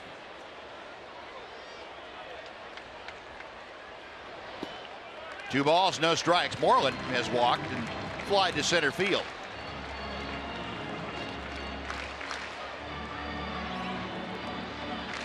Well, the Rangers now 4 runs on 6 hits. White Sox 4 runs, 7 hits. And they're going to intentionally walk Mitch Moreland. Mitch, of course, had the pinch hit RBI single last night. And Robin Ventura figuring after Latos fell behind 2 balls and no strikes, go ahead and put him on and start a new count with Elvis Andrus, a right-handed hitter. With the intentional walk, and how about the highest averages at home in the American League? Rangers behind Boston. Boston almost a 300 hitting team at Fenway, but the Rangers are 278. Are second in the American League. The American League average 248. Yeah, the Red Sox are only 10-7 at home, so they're pounding the ball, but so is the team they're playing. Well, see Elvis, I'd like to see him try to go to right field right here, hit a line drive. He's tried to pull the ball the first couple of times up. A little over anxious right there. Go back to that stroke earlier in the year when he was hitting 340, over 400 with men in scoring position. He was going back through the middle, not hitting the ball in the air, line drives, ground balls. Be a good spot for that right here. Shoot one right down the right field line. Rangers with Fielder at second, Moreland at first. White Sox playing just about straight away, maybe a step around to the left for Elvis. 1 ball and 1 strike.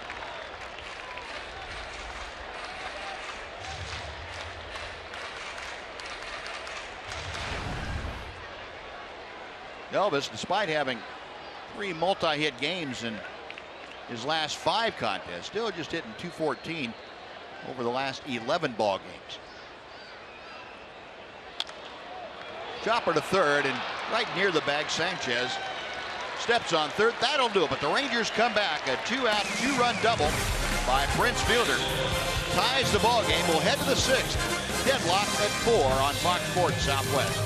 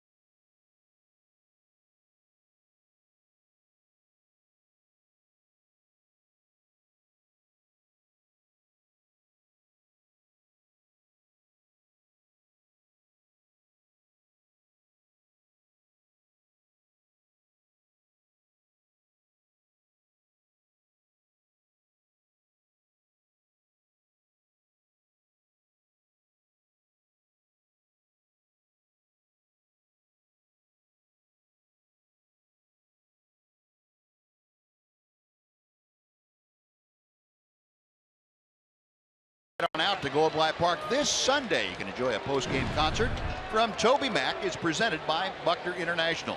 Concert will follow the 2:05 first pitch against the Toronto Blue Jays. You can get your game tickets and field pass to watch the concert on the field at texasrangers.com/concerts. And don't forget, wear your red out. We are going to red out Globe Life Park this weekend. Well, a brand new ball game as Melky Cabrera starts things here in the 6th inning for the White Sox. Cabrera has singled and scored and grounded to second. 1 out of 2 officially. And Cole Hamels missing with the first 2 pitches.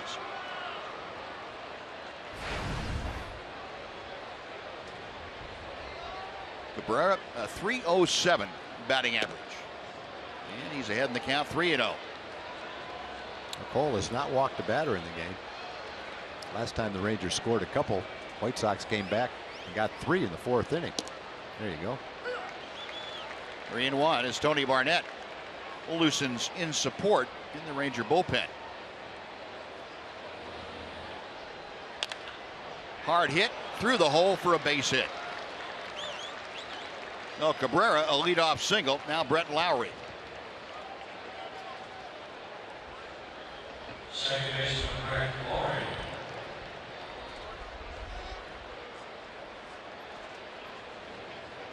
Eighth base hit of the afternoon given up by Cole Hamels. Lowry, a 2-run blast. He got out of here into the bullpen his last time up. 5th home run of the year. Lowry now 16 RBI. Cole drops that breaking ball in.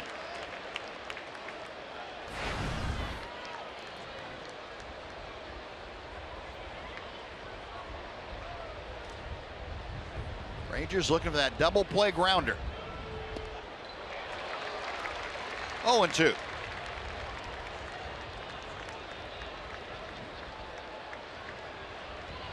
Lowry, as usual, faring very well against left-handers. He came in hitting .417 this year against southpaw pitching, and he's gone on strikes. Lowry's he's a high-energy guy, and I mentioned earlier that he'd walked 18 times already this year, which is way past his walk rate previously to this season. Yet sometimes he goes up there and you can just tell he's hyper and he's looking to hit. And if you throw him a strike, he'll kill it. If you don't, he's going to swing anyway. That was just one of those at-bats. It's not typical of the at-bats that he's had for most of the season. Yeah. But in that situation, it was. It's what he was going to do.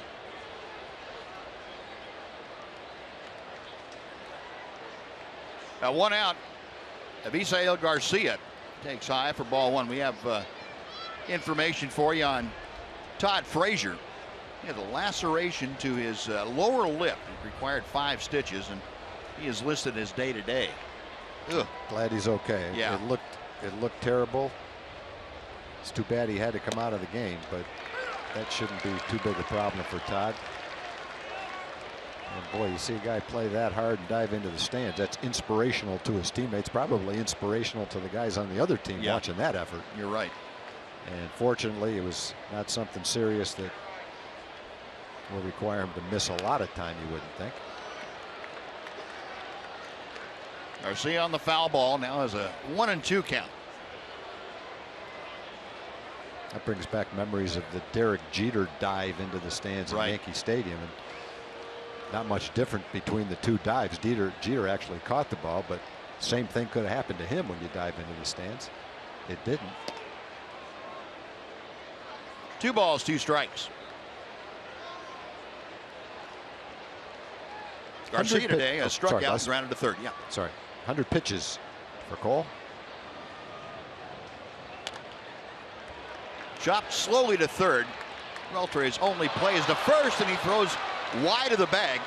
Moreland had to come off to make the catch, and everybody's safe. Well, it's going to go down as Adrian's first error of the season, I think. Yep, it is. They had a scoring change on a play in Detroit that went from an error to Beltre back to a base hit, and this one will be the first error of the year. First error going back to the middle of September of last year. Adrian doesn't throw on the run often unless he has to. He likes to catch the ball, plant his feet, and throw. Probably didn't have time to do it on that one. But for him, that's just a ball that got away from him. That's an easy play for Adrian. It's the second Ranger error of the afternoon.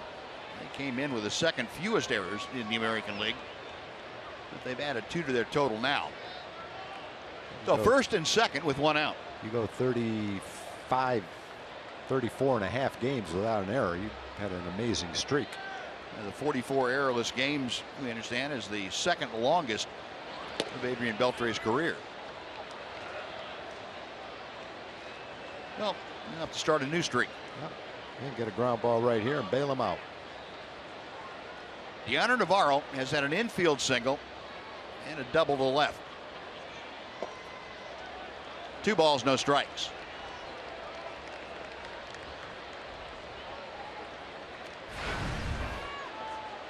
Cole had the 1 inning where he really struggled in the 4th. Gave up 2 home runs in a span of 3 hitters.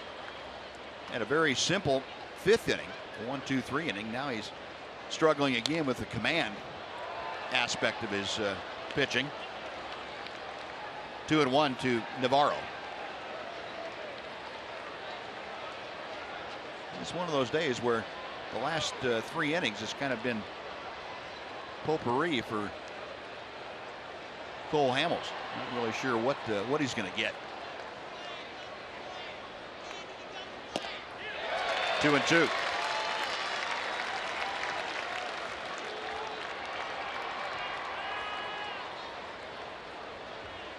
Inning by inning. 3rd and 4th. 4th inning is the one we're talking about where he struggled. Both 21 pitch innings. Got him swinging. And Navarro hoping for something coming back over the plate, didn't get it.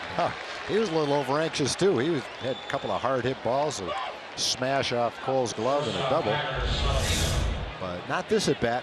Cole worked him over pretty good. Brought that cut fastball near the outside corner, and here's the result. 9th strikeout, so tying his season high from last week in Detroit. 9 punch outs. 2 away, Tyler Saladino. Cole's had no walks, 9 strikeouts. Latos has had no strikeouts and 5 walks. And the score is 4-4, so they're even. Yeah, and they're both undefeated. Going after it a little bit different way here this afternoon. Saladino has struck out both times that he's faced Hamels. Cole falls behind now, 2-0. I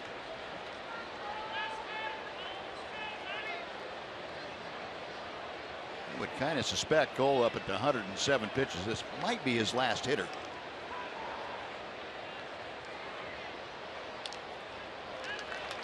Two and one on the check swing foul. Hamels in his last outing in Detroit had a season high 113 pitches in 7 innings.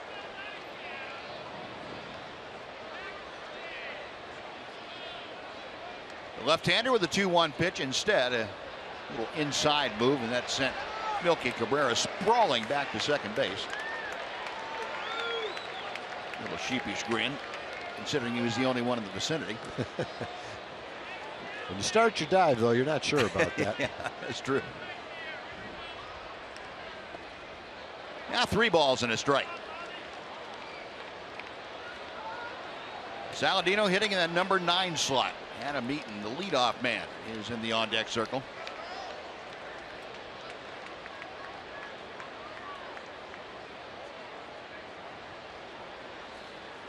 First and second with 2 outs here in the top of the 6th inning.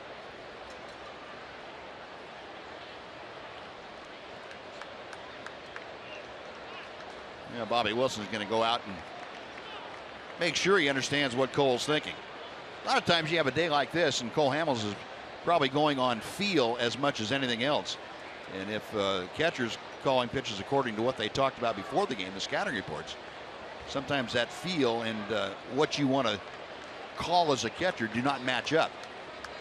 So Bobby going to remove any of the guesswork and just go out there and ask Cole. See what they came up with. Line drive to center field. Desmond coming on. He tries to scoop it. Can't come up with it. Around third in to score is Melky Cabrera. On to third is Garcia, and the White Sox back on top. It is 5-4 Chicago.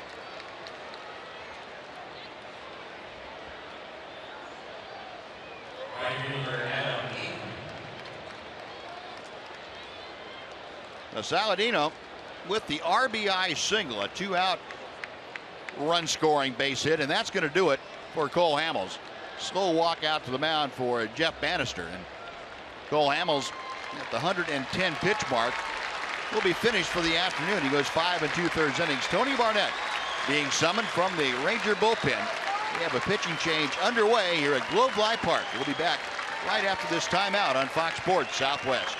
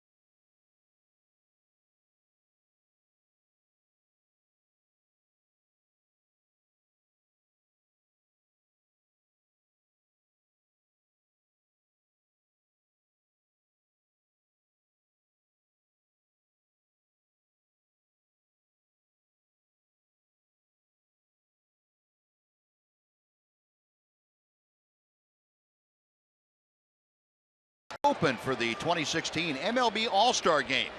Visit TexasRangers.com/vote and vote for your Rangers as your favorite team, and you'll get an offer for 50% off tickets for select games in August or September. Vote today, vote tomorrow, vote only online. Vote for your Rangers at TexasRangers.com/vote.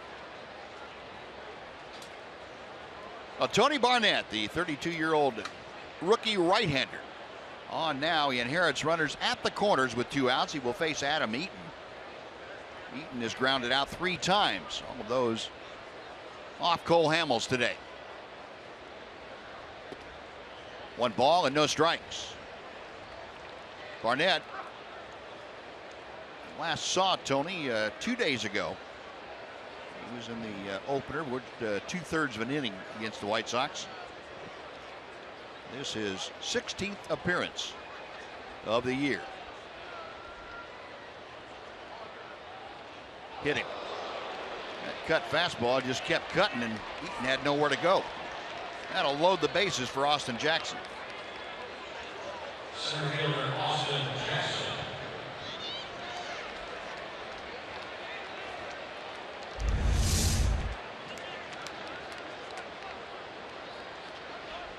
He wanted to get it in, got it in a little too far. Well, at least it sets up a righty-righty confrontation to try to get that last out. Keep it a 1-run game. Austin Jackson, a 1-for-3 afternoon with an RBI single.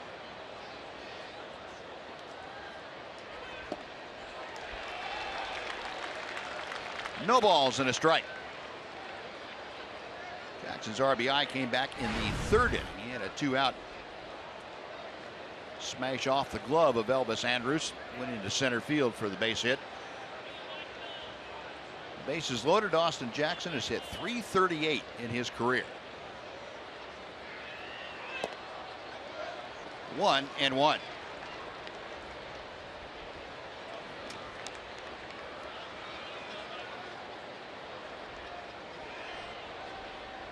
Tony Barnett this year has inherited 12 runners coming into a ball game. Only 2 of them have scored.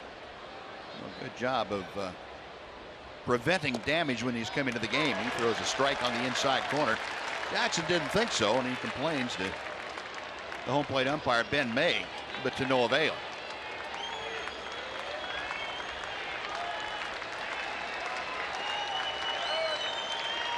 Not many hitters are going to think that's a strike. Every pitcher you talk to will think it is. Well, the box track says it is. A little bit high. 2-2.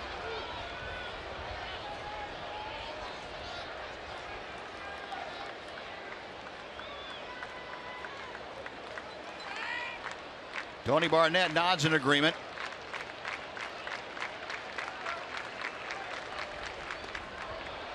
And the pitch in the dirt. Nice stop by Bobby Wilson. That fills the count. So with 2 outs now, Garcia at third base, Saladino at second, Eaton at first will all be moving with the offering.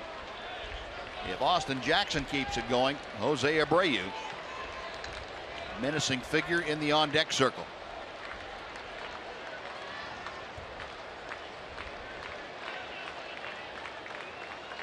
Barnett with the 3-2 pitch. A play for Ian Desmond in center. In front of the warning track. That is out number 3. White Sox take the lead. They get a run on 2 hits and an error and strand 3 after 5.5. Chicago leading Texas 5-4 on Fox Sports Southwest.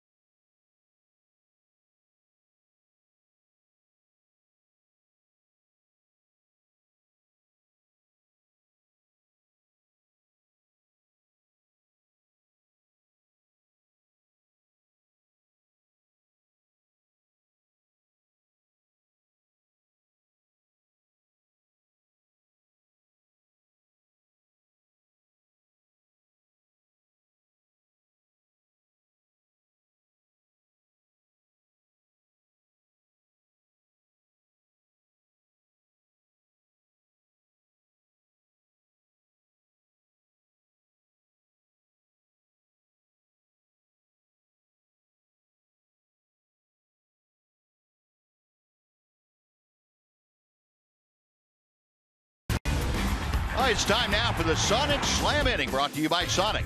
Today's jackpot is worth $200 and dinner for 2 at Sonic Drive-In. If a Ranger hits a home run during the inning, Neva Wilson from Amarillo wins $200. And if a Ranger hits a grand slam this inning, Neva is going to take home $25,000. You can register at any participating Sonic restaurant. The Rangers now playing from behind once again, 5-4. Ryan Rua starting things off, fouls off that first pitch. Rua 1 for 2 against Latos this afternoon. Single to left, leading off the 3rd inning. Last time up in the 4th. And a little pop up to first. 1 ball and 1 strike. Good look from right down the right field line. RF camera that roams around Globe Life Park, giving you some great looking shots from everywhere out here. Up the middle, that's into center field, and Rua is on again to lead off an inning. He's 2 for 3 today. Found that spot in the last 2 games 3 times.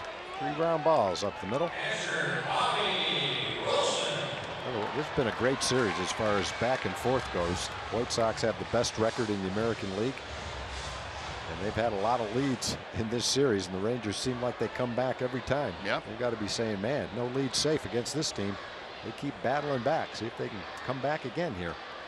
Action, as you saw out in the White Sox bullpen. Dan Jennings, the left-hander. Here's Bobby Wilson. And a check swing. That ball shot back off of Gianna Navarro off the bat of Bobby Wilson for strike one. Bobby, a base hit and 2 trips.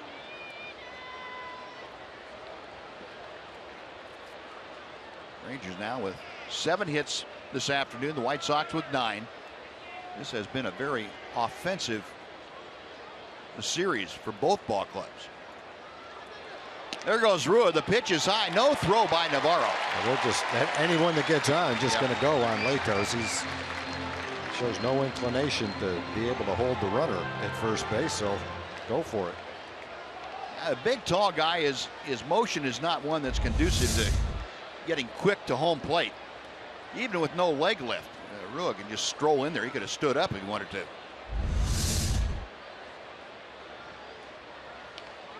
And Bobby, a good bunt down the third baseline. Latos on to Lowry covering. And the sacrifice goes 1-4.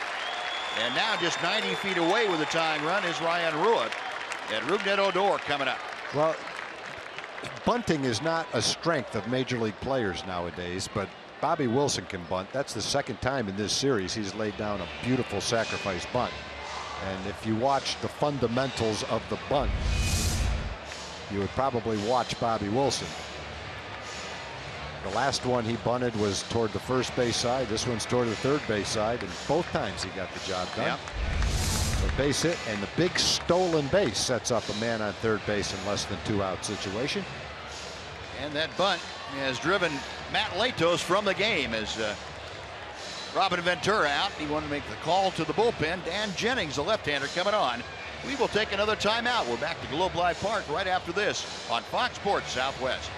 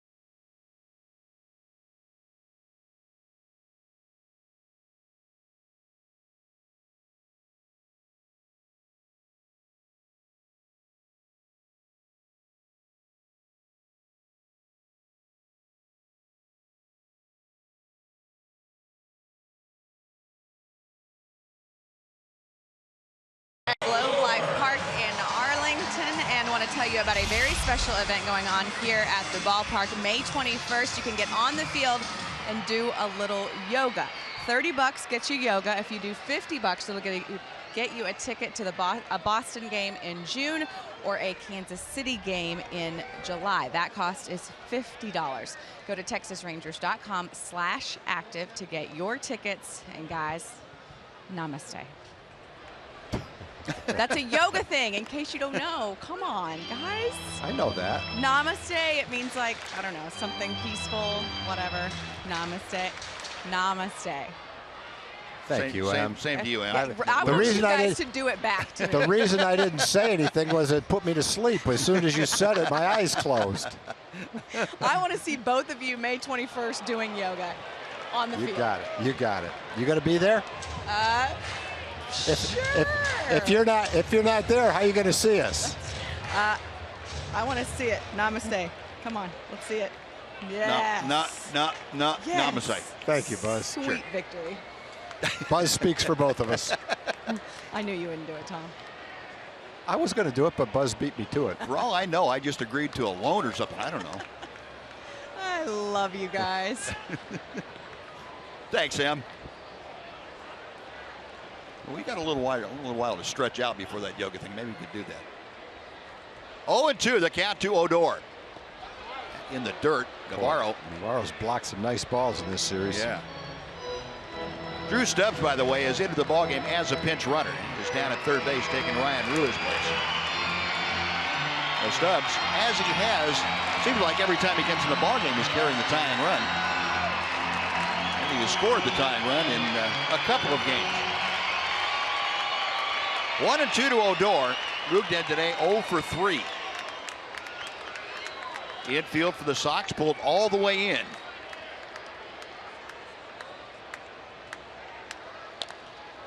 Popped up.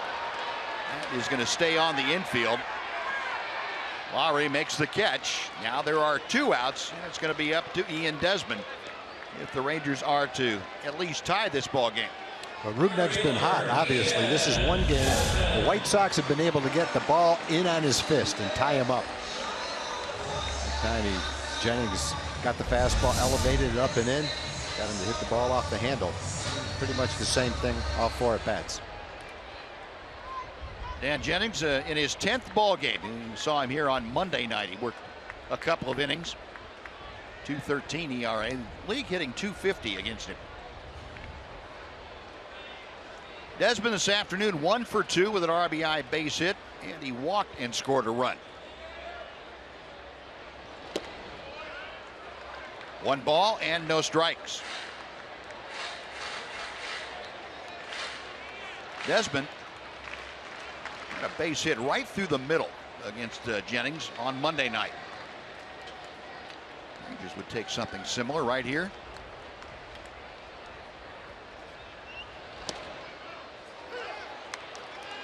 One and one.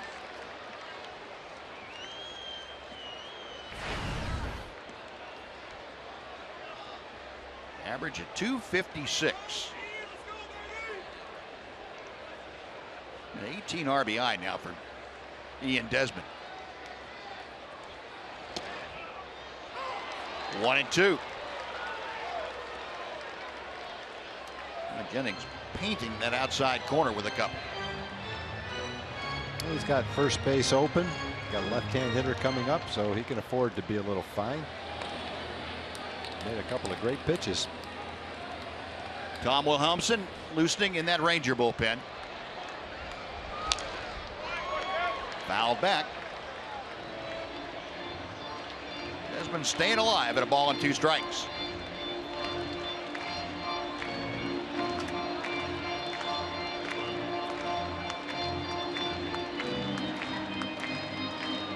If you were sitting behind that protective screen on top of the Ranger dugout, this is what you would see.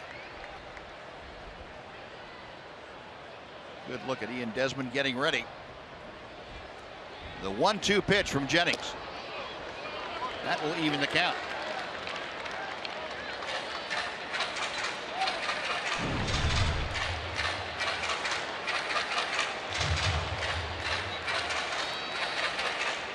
Desmond in the last 21 games has been a .338 hitter.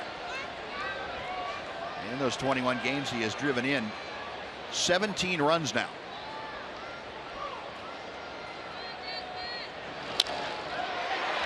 Looper out over shortstop. That is going to fall for a base hit. Take that. Make that 18 RBI. Desmond drives home Stubbs, and the Rangers have come back again to tie the game. 5-5. I think all you could say about these 3 games is it's 2 really good teams just going back and forth all day long. Generally, it's the Rangers coming back from a deficit to tie it or go ahead. Now Jennings makes a good pitch right here with his cut fastball. He jams Ian, but Ian's able to muscle it over shortstop, find a little daylight out in the outfield and tie this ball game. Ian with his second run-scoring single of the afternoon. No, we will start anew again. Mazzara lines one to left center. That's in for a base hit. Desmond, after a big turn, hangs on. Nomar Mazzara with his second hit. He is 2 for 2. Oh, Nomar got the opportunity to bat third today. He has a single, a sac fly, a walk, scored a run, and now a line drive single to left. And no matter where he's batting in the lineup, he's going to have the same approach and do the same thing anyway. Down to fourth, he'll have these at bats. About at ninth, he'll have these at bats. Yep.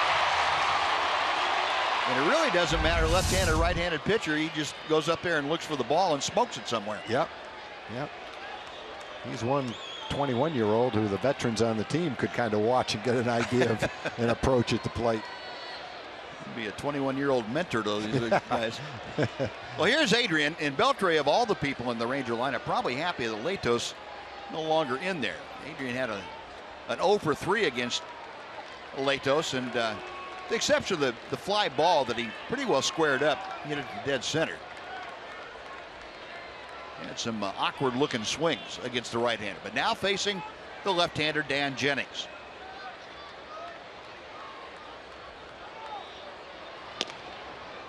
Outside corner for strike one. Outfield playing a little bit shallow. Maybe the ball's not carrying that well today. Cabrera in left field is unusually shallow for a left fielder against Adrian. Desmond at second, Mazzara at first. 0-2 now to Beltre. Adrian currently hitting at .277. Trying to extend his hitting streak to 5 consecutive.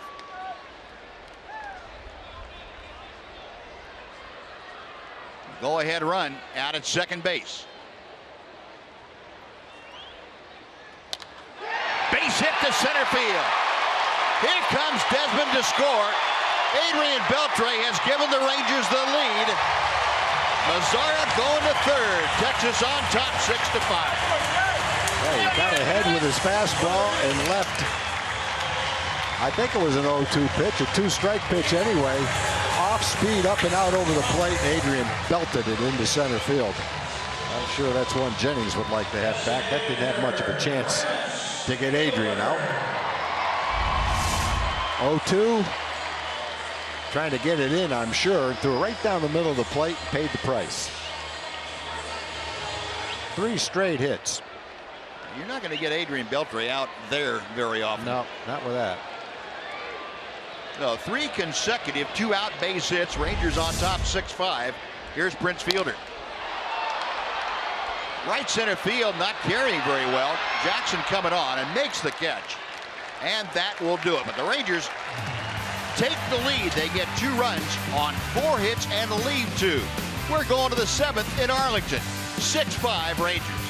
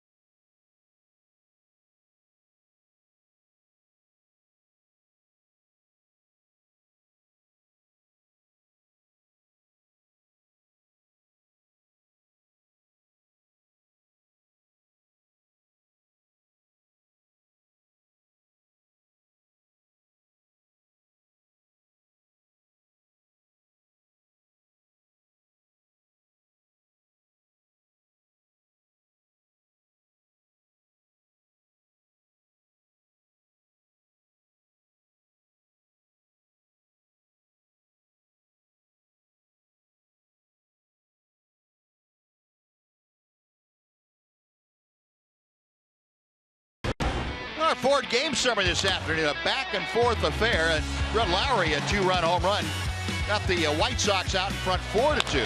Back came the Rangers. Prince Fielder tied it up, dumping a double down the left field line to drive in the tying runs. Then in the 6th inning, Ian Desmond muscling a pitch into left center. That tied it, ball game up again, this time at 5. Then it was Adrian Beltre right back through the middle. RBI single plated Ian Desmond, and the Rangers are on top 6-5 as we go to the 7th inning. And here is Tom Wilhelmsen taking over on the hill now. Tony Barnett worked a third of an inning. Got out of the 6th inning without allowing any of the 2 inherited runners that he had on base to score. So he was perfect in that regard. Wilhelmsen, his 15th appearance, 2-2, 333 opponent's average. And there's a base hit to right field as Jose Abreu drives it the other way, leading off the 7th inning. For Abreu, his 2nd hit of the day. Looked like a slider up. Abreu's a good hitter. He goes with a pitch. Probably got a little more of the plate than Tom wanted. Abreu smoked that ball to right field. No defensive changes carrying over from last half inning. Ian Desmond has moved from center over to left. And Drew Stubbs, who pinch ran for Ryan Arua in that 6th inning, stays in the ball game to play center. There's Drew. Of the outfield of Desmond, Stubbs, and Mazzara left, center, and right. Carlos Sanchez rounded out his first time. He takes a strike from Wilhelmsen. Sanchez into the ball game since taking the place of the injured Todd Frazier, in case you missed it. Frazier was injured diving into the seats for a foul pop-up. Had a cut the lower lip that required 5 stitches. Sanchez came on to take his place. And he is down on the count now to Wilhelmsen. 1 ball and 2 strikes. The hits even this afternoon at 10. And in that regard, it has not been a good series for pitchers on either side. Remember, the White Sox came into this series by far the best pitching in the American League, both starters and bullpen. Rangers have pretty well manhandled it.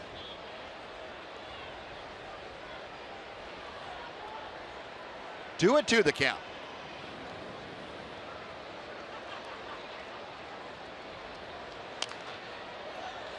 Shot foul back to the screen. Wilhelmsen trying to induce that double play for the first time this afternoon. Rangers have not turned one today. 49 for the year.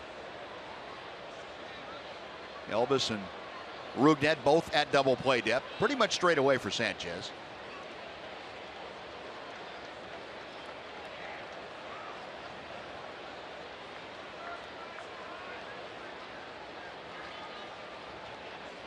Wilhelmsen ready.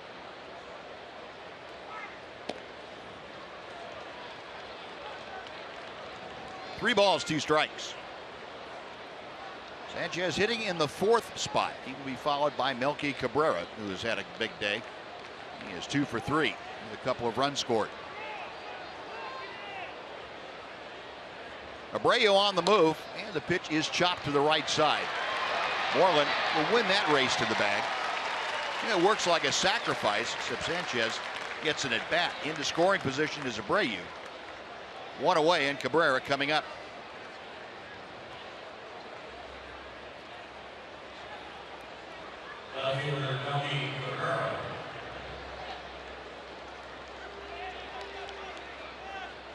So Cabrera turning around to bat from the left side of the plate. All 3 of his previous at-bats as a right-handed hitter. Rangers looking to have a shutdown inning. They've scored 2 runs 3 times. The first 2 times the White Sox came right back and scored themselves. 3 once, 1 another time. So Tom trying to work out of this minor jam. Man on second and 1 out. Cabrera's been hot though. He's hitting close to 400 in the month of May. Good breaking ball that ends over the inside part of the plate. 1-1.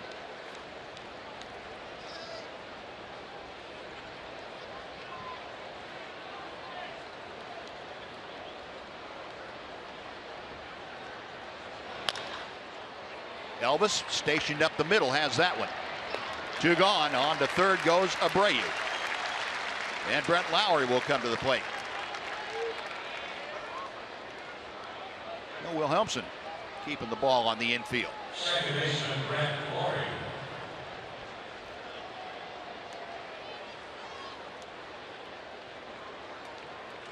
Wilhelmsen, in his 14 previous appearances, only given up runs in 3 of them. Remember the first 2 rough outings that he had in April. Gave up 5 to the Mariners here the day after opening day. He also gave up 5 to Baltimore back on the 15th of April. Other than that, been very, very solid. 1-1 to Lowry. That's either been the penthouse or the basement for Lowry this afternoon. He had a 2-run home run in the 4th. That was sandwiched in between a couple of strikeouts.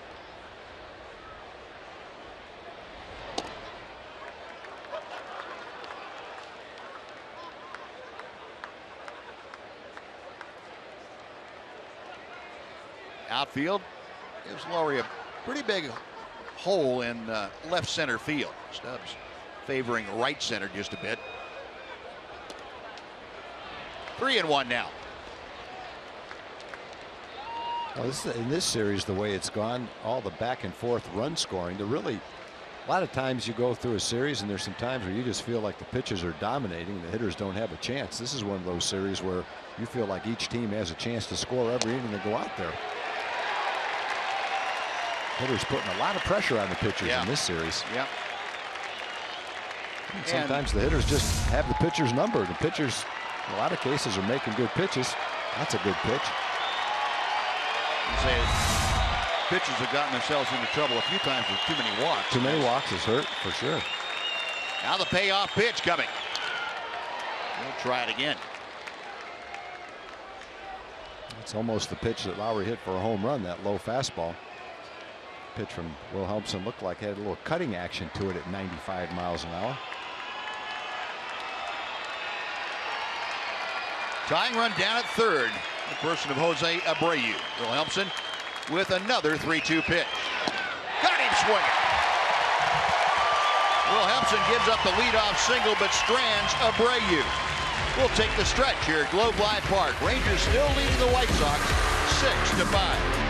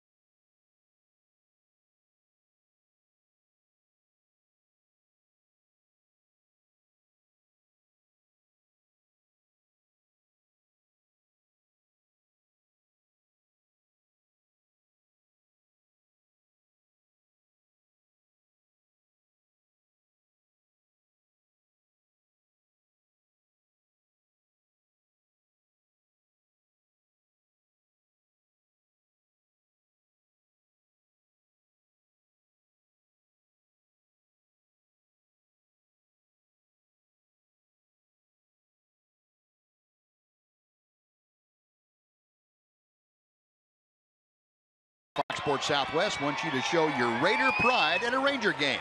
You can get discounted tickets for Friday's game against the Blue Jays, and the first 2,500 fans with a Texas Tech ticket at the park get a free Rangers cap in Raider red and black. Go to TexasRangers.com/TTU for details.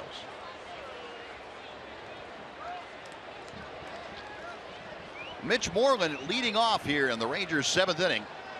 Tom Wilhelmsen worked around a leadoff single to preserve that lead in the top of the 7th. Rangers looking for some insurance as Moreland chops it foul. 1 ball and 1 strike. You know, it seems the more that Tom goes out there, the more he looks like the Tom Wilhelmsen that we've seen come into the games for Seattle. He's a little bit out of whack maybe early in the season, but that last pitch he threw at 96 miles an hour looks like Tom Wilhelmsen at his best. That's nice to see. Tom, of course, coming over from the Mariners and the offseason deal. Leonis Martin going the other way. 1-1 to Mitch. That's one he'd like to have back. Yeah, as far as Wilhelmsen goes, it wouldn't be surprising to me anyway that he might be putting a little undue pressure on himself early in the year, trying to impress people, and that would be natural. Yeah, that's what we all do. Sure. Going to a new team. But he looks like he's settling into a comfort zone now. Yep. And Mitch staying alive with that foul tip. Moreland, a couple of walks, 1 intentional this afternoon, 0 for 1 officially. The average currently at 255 as he faces Jennings.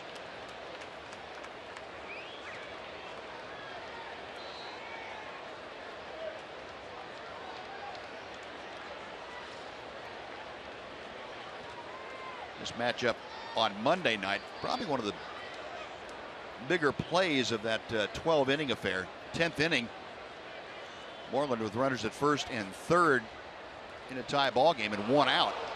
Grounded into that double play. And that took the Rangers' scoring opportunity away. And Mitch down on strikes here for out number 1. And before Elvis steps in, let's send it over once again to John Radigan for a Chevy game break.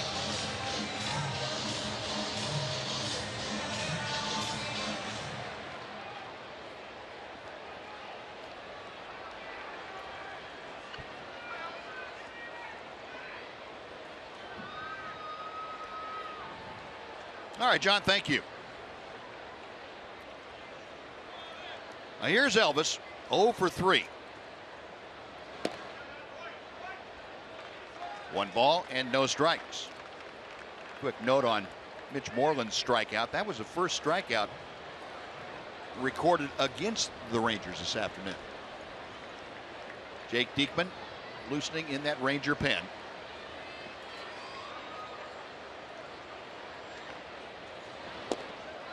Two balls, no strikes. Elvis a 287 average.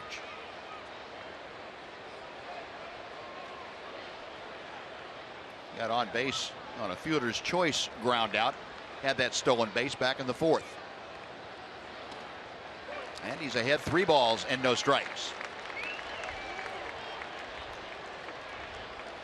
Rangers captain. He's at it again, Buzz. Breaking out that spider. He's going to pop that spider in front of the wrong guy. He's going to turn into Alex Karras.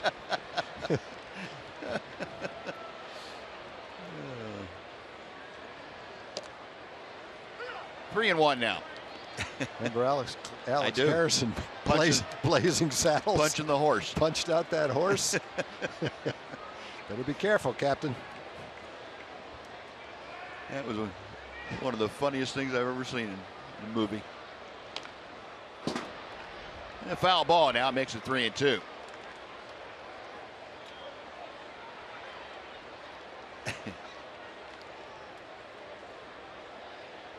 Watch out. Uh-oh. Some people fall for it and some people don't. Yeah. I don't think some people don't really like spiders even if they're fake. Get out of there before one of the big guys gets mad at him. 3-2 pitch. And we'll come back and try it again.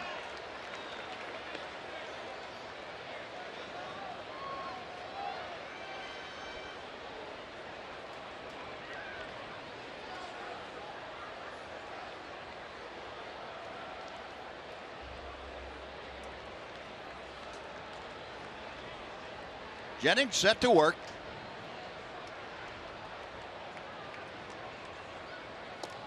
Got him swinging. Down and in, and Elvis gone on strikes. Back-to-back punch-outs for Jennings. 2 away. And Drew Stubbs coming up. And it's time for our Cricket Wireless Something to Smile About. And you're not one of those people that really is upset by spiders. That's good. That's something to smile about. I thought she was ignoring it. I did too. She didn't see it.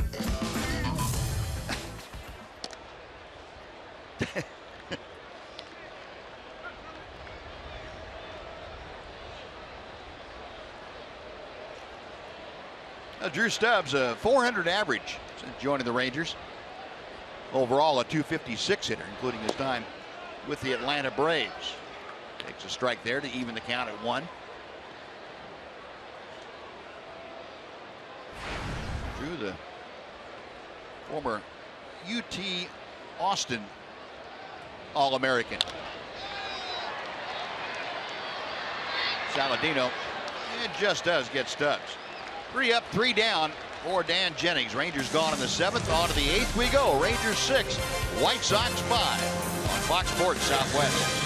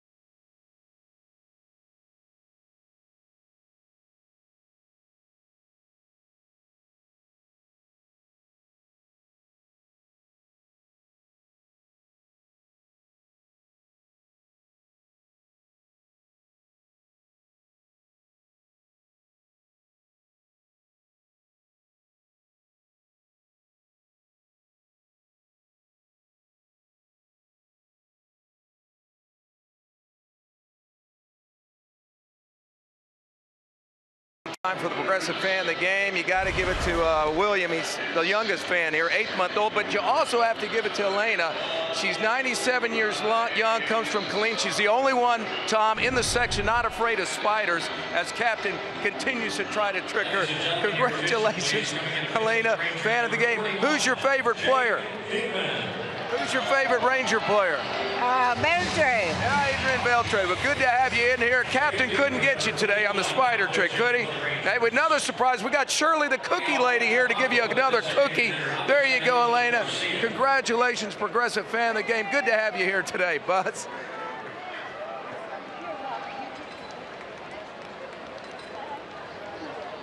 Good choice, Knoxley. Nice going.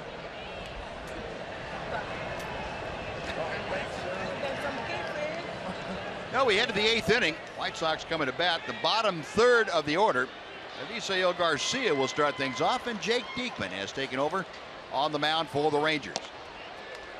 And he pumps in a breaking ball for strike 1.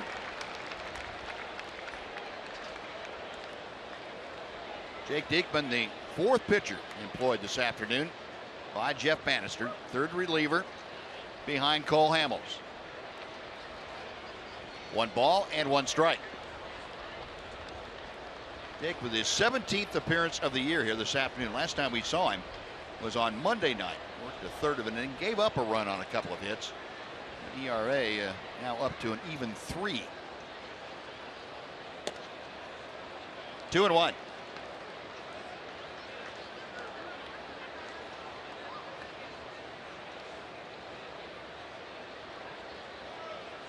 The hits even at 10 for both ball clubs. Rangers leading 6-5. There's strike 2. Garcia 0 for 3 today. Reached on an error his last time up. Grounded out in the 4th. Struck out in the 2nd.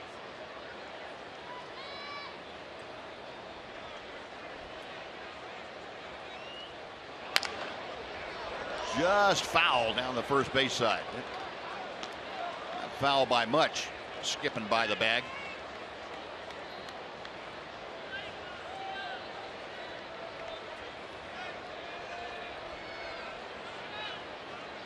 Garcia sat out 5 ball games, had a hamstring problem.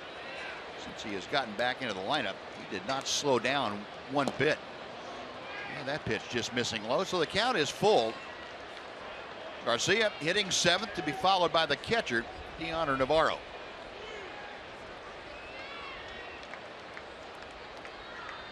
Diekman with a 3-2 pitch. We'll try it again.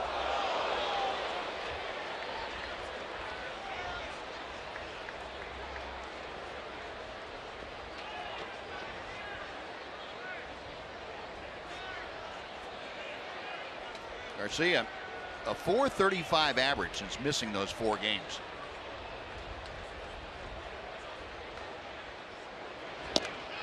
Call strike 3. Diekman painting the inside corner. Gets the punch out. 1 gone. Get that leadoff man. 3-2 count. Made some good pitches on him. No doubt about that one. And I think Garcia knew it. Our Fox tracker would confirm that call by Ben May, the home plate umpire. A 1 gone. Here is Navarro, who is 2 for 3 this afternoon, a single and a double. Navarro singled and scored in the 3rd inning, had a double in the 4th.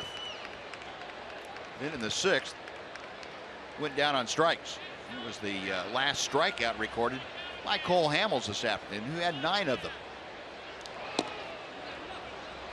2-0.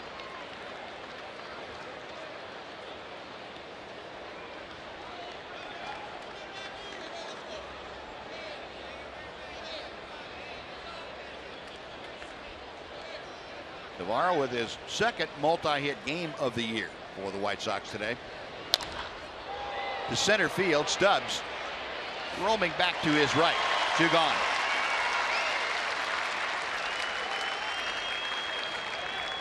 Diekman able to come back from being down to the count to get the fly ball. Now Tyler Saladino.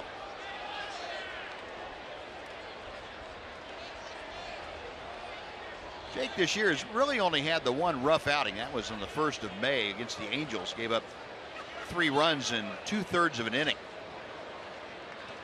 Gave up a home run to Giovanni Soto in that ball game. That's really been the only time that he has been roughed up at all. Saladino had an RBI single in the 6th inning. Struck out the other 2 times he came to the plate. Got the start today in favor of Jimmy Rollins, who got the day off. Rollins has started the first 2 games in this series.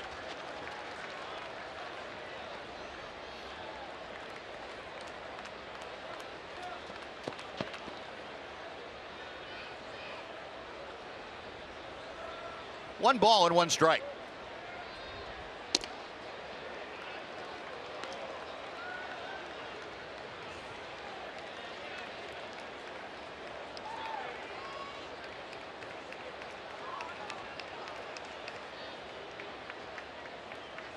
Diekman, a belt high set. And misses low and away. 3-1. Now, Diekman has gotten the first 2 outs, but of the 15 pitches he has thrown thus far, He is throwing more balls than strikes, 8 balls in the 15 pitches. Saladino hitting 9th. If he extends this inning, he would take the White Sox back to the top of the order for Adam Eaton.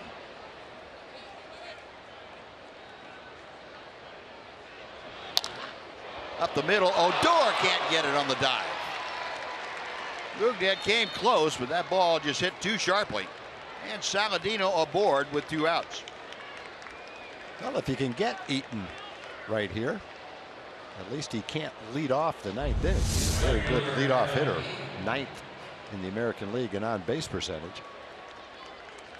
Well, with 2 outs, you get to pitch to him. You get him out, keep him from leading off the next inning. Well, if he gets a hit, he's not going to lead off next inning either. But no matter what happens, he's not going to lead off the next inning. I hope. Unless you picked off Saladino. Oh, there you go. 1 ball and no strikes. Eaton hit by a pitch his last time up. That was by Tony Barnett back in the 6th inning. 3 ground balls against Cole Hamels for Eaton as he takes a strike. 1-1.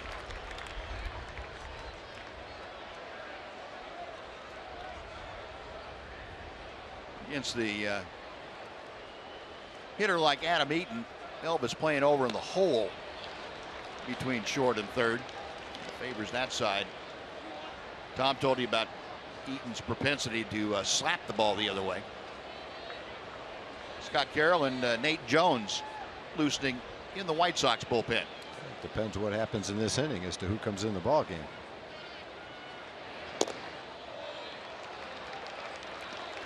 Three and 1 now.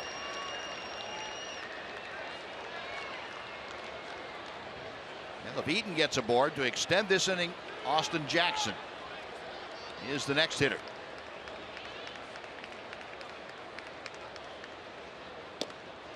Inside, ball 4. Tying run moves into scoring position at second base, and Austin Jackson coming up. Center fielder Austin Jackson.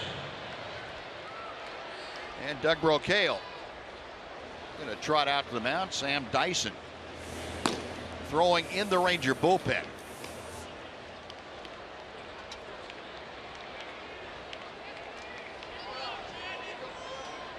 Brocail talking to his battery of Jake Diekman and Bobby Wilson.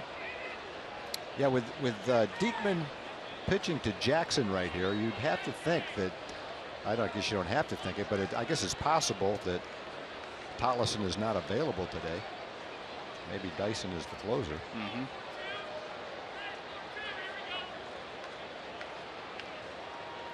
Oh, a 2-out single and a walk.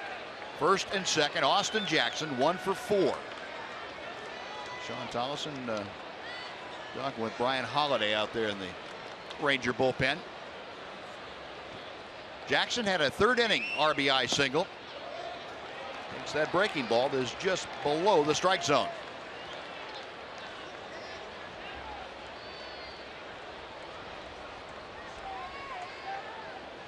Saladino at second. He is trailed by Adam Eaton at first base. 2 balls, no strikes.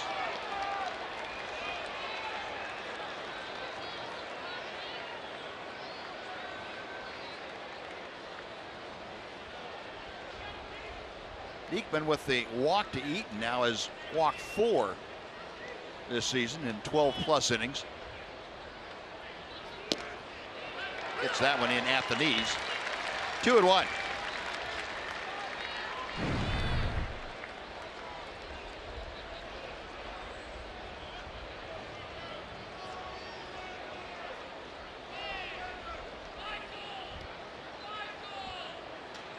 Diekman back to the plate.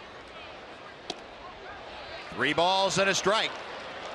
So Jake in danger of loading the bases with 2 outs here in the 8th. Jose Abreu is in the on-deck circle, and it would be doubtful if Diekman loses Jackson that he would face Abreu.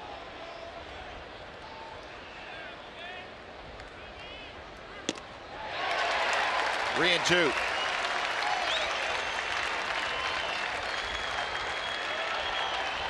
Abreu, not the guy you'd like to face with the tying and go-ahead runs on base. This crowd of better than 29,000, 29,093, and they are clapping in support of Jake Diekman. Payoff pitch, called strike three. Fade to the outside corner. Austin Jackson frozen at home plate. And the White Sox strand two on a hit and a walk. 7.5 in the books. It remains the Rangers 6, the White Sox 5 on Fox Sports Southwest.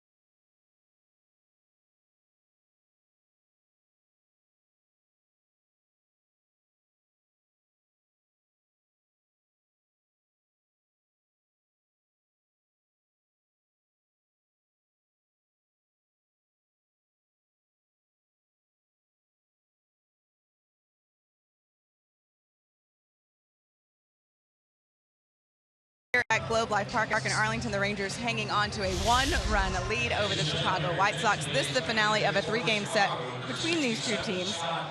Day off tomorrow, and then the Toronto Blue Jays come to town. That one gets going on Friday, 7 o'clock here on Fox Sports Southwest.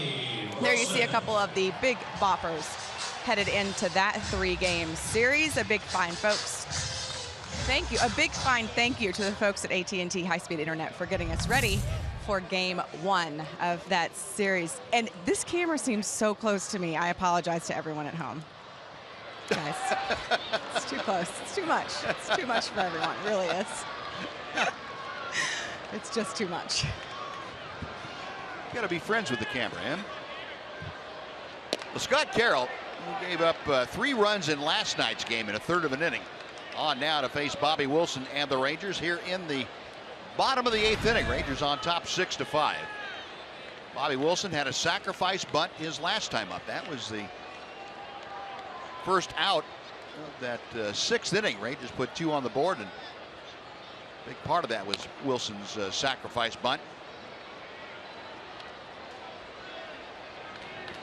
Bobby this afternoon 1 for 2 officially. Scott Carroll, I mentioned that 1/3 of an inning outing last night. This is just his 3rd appearance since being recalled from AAA by the White Sox. Opposition hitting a robust .400 against the right-hander, and the ERA is rather stratospheric at 20.25. 1-2.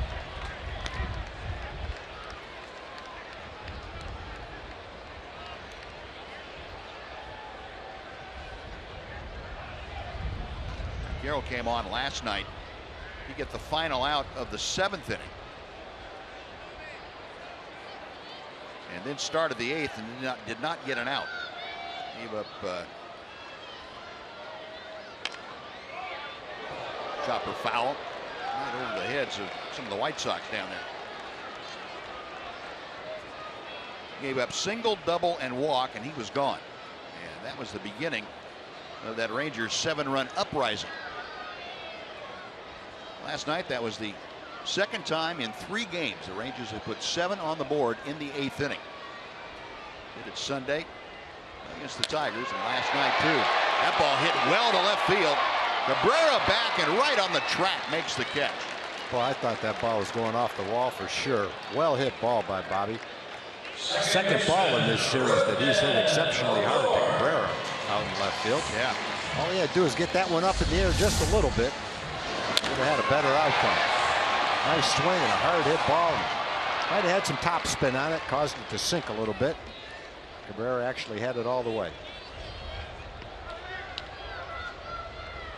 So a hard out number 1.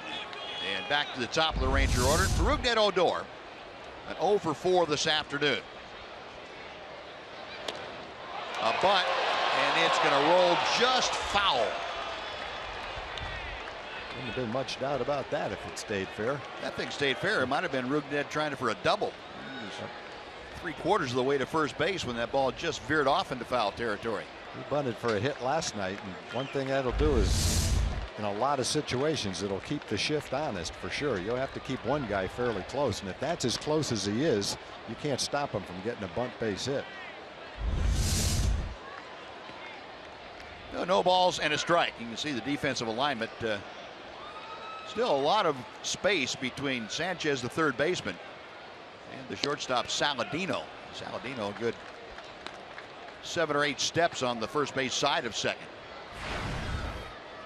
Well, it forces the defense to play much closer, which makes it much easier to hit a ground ball into left field for a base hit.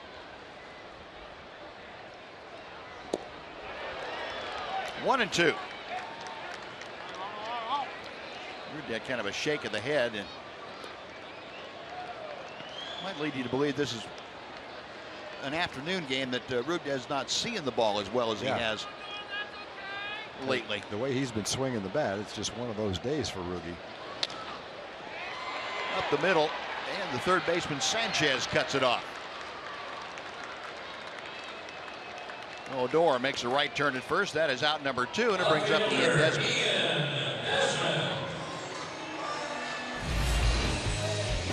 Our AT&T high-speed internet replay for you. How about Ian Desmond, the days he's had? That's a base hit to right field for an RBI.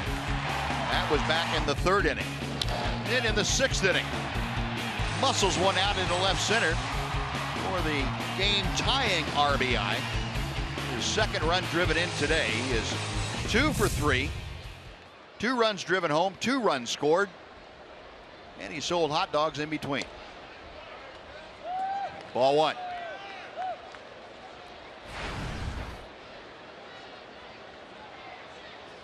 .262 Desmond's average now. It continues its meteoric rise.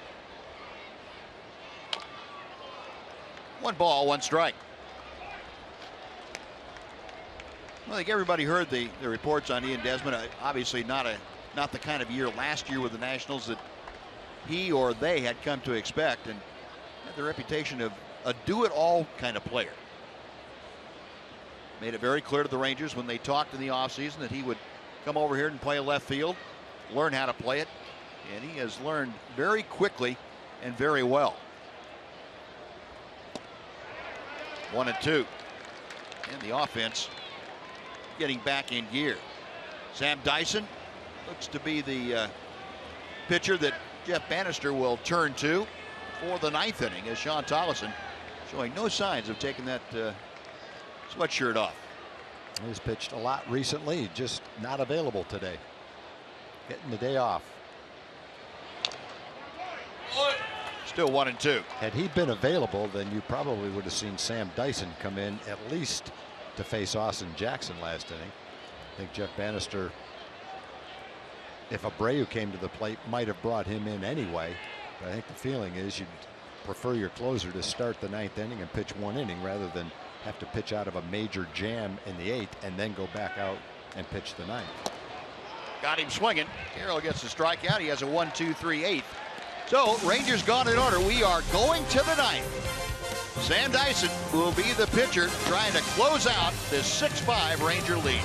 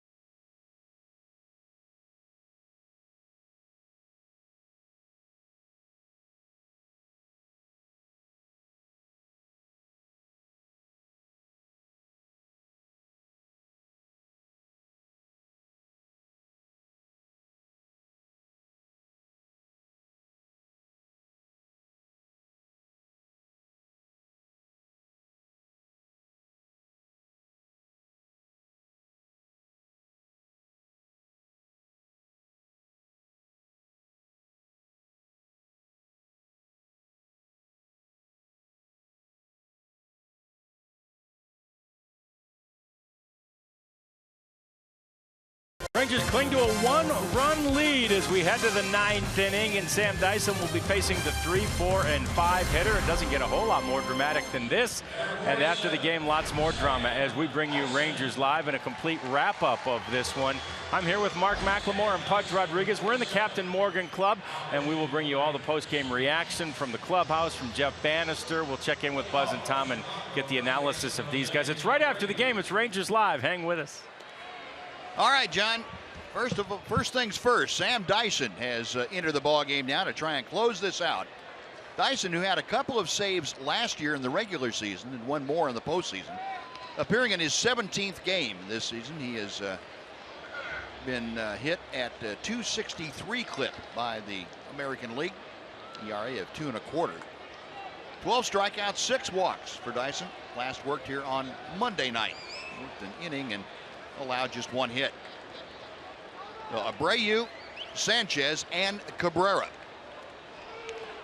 First pitch hits Abreu, and it puts the tying run on base with nobody out. That was not in the game plan. Trying to pitch in and jam him was in the game plan, but that one just got a little too far in. Second hit batter for Dyson this year.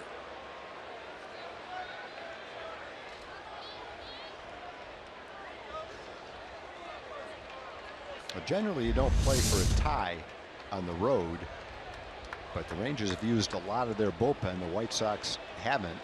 So in this situation, you might see a bunt right here. Carlos Sanchez up there, no bunt shown, and he takes strike 1, at least on the first pitch. Adrian Beltre at the cut of the grass was sneaking in just in case. Sanchez 0 for 2 this afternoon, a couple of groundouts.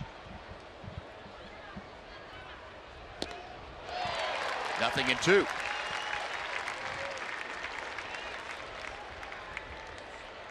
A nice little 2-hopper out to either Odor or Andrus would be a nice one right about now. Abreu, the runner at first.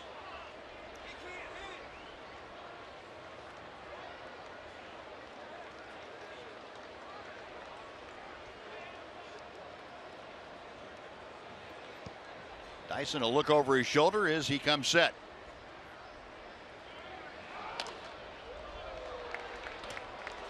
Took something off that. That's the power changeup that Sam will feature. Still nothing in 2.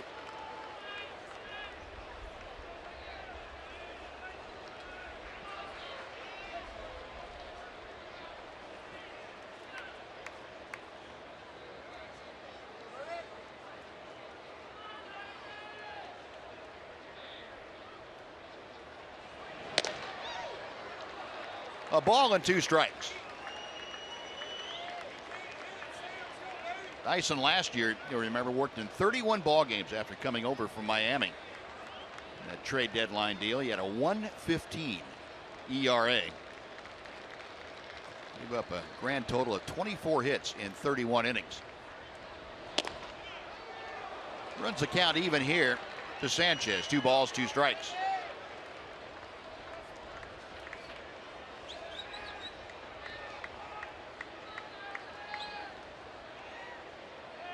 Dyson did his collegiate pitching at University of South Carolina. And he falls behind now, or I should say falls all the way to a 3-2 count after being ahead 0-2. Sanchez batting in the 4th spot will be followed by a good hitter in Milky Cabrera.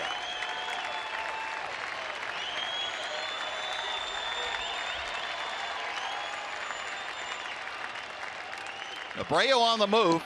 Got him swinging. Throw to second is right on the money from Bobby Wilson.